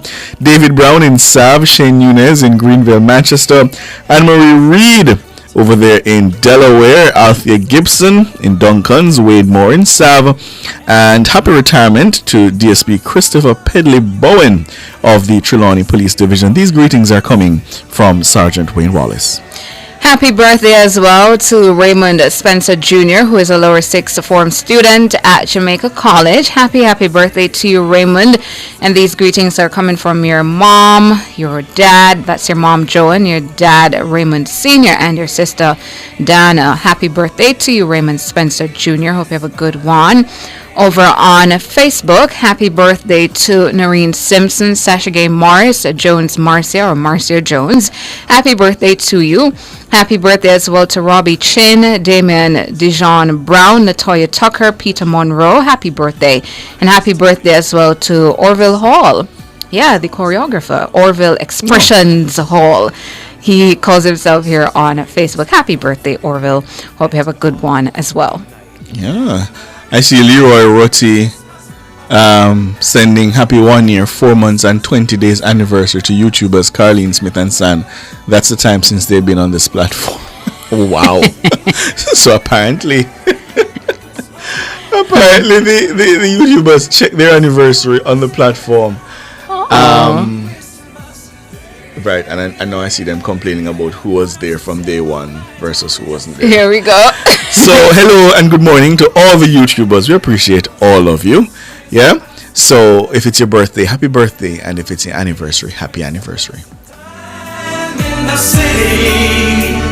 Whoa. Ring a ring, hear them ring, hear them ring. Soon it will be Christmas Day. A final one here. Arlene Rose sending happy birthday blessings to her friend Christine Reed from Oxford Mall Arcade, aka Bat Market, and lives in Brooklyn. So happy birthday to you, Christine Reed, coming from Arlene Rowe. Hope you have a good one as well.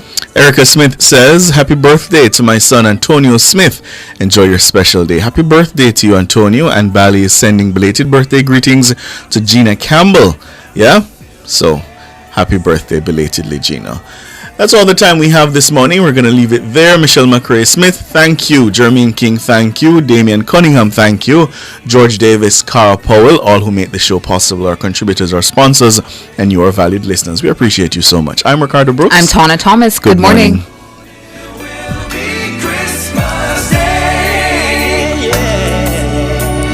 Yo, this is David, and I would like to say happy holidays to each and every one. My name is Aaron, and I would like to say have a Merry Christmas and God bless you. Fearless and fair, Nationwide 90 FM. Hello and welcome to another edition of Inside the OUR, a production of the Office of Utilities Regulation. I am Elizabeth Bennett Marsh. In this week's edition, OUR recently spotlighted utility issues impacting residents and businesses in St. Elizabeth, Clarendon, and Manchester. OUR's Director General also provided some updates.